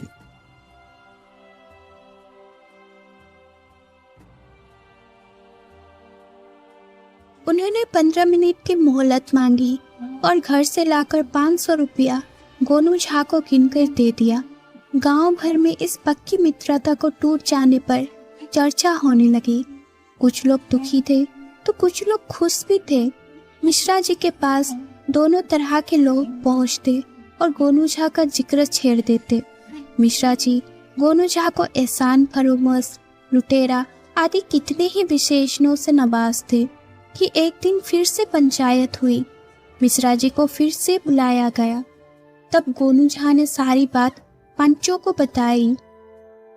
पंच परमेश्वरो, मेरे परम मित्र मिश्रा जी को एक दिन जिज्ञासा हुई थी कि ये बमन पेच क्या होता है और कैसे इसका प्रयोग मैं करता हूँ। ये सच है कि मैंने इनसे मिट्टी के 1000 सिक्कों की मांग की थी। पलटन जाके सामने उन्होंने वही 500 मिट्टी के सिक्के मुझे लौटाए थे। इस प्रकार मैं इन्हें बमन पेच का प्रयोग करके दिखा रहा था।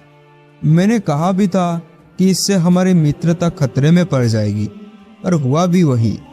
अब मैं पंचायत के सामने ही अपने मित्र से क्षमा मांगता हूँ और इनके 500 रुपये वापिस करता हूँ। और यदि मिश्रा जी मुझे कोई और दंड देना चाहते हैं तो मैं उसे भी स्वीकार करता हूँ।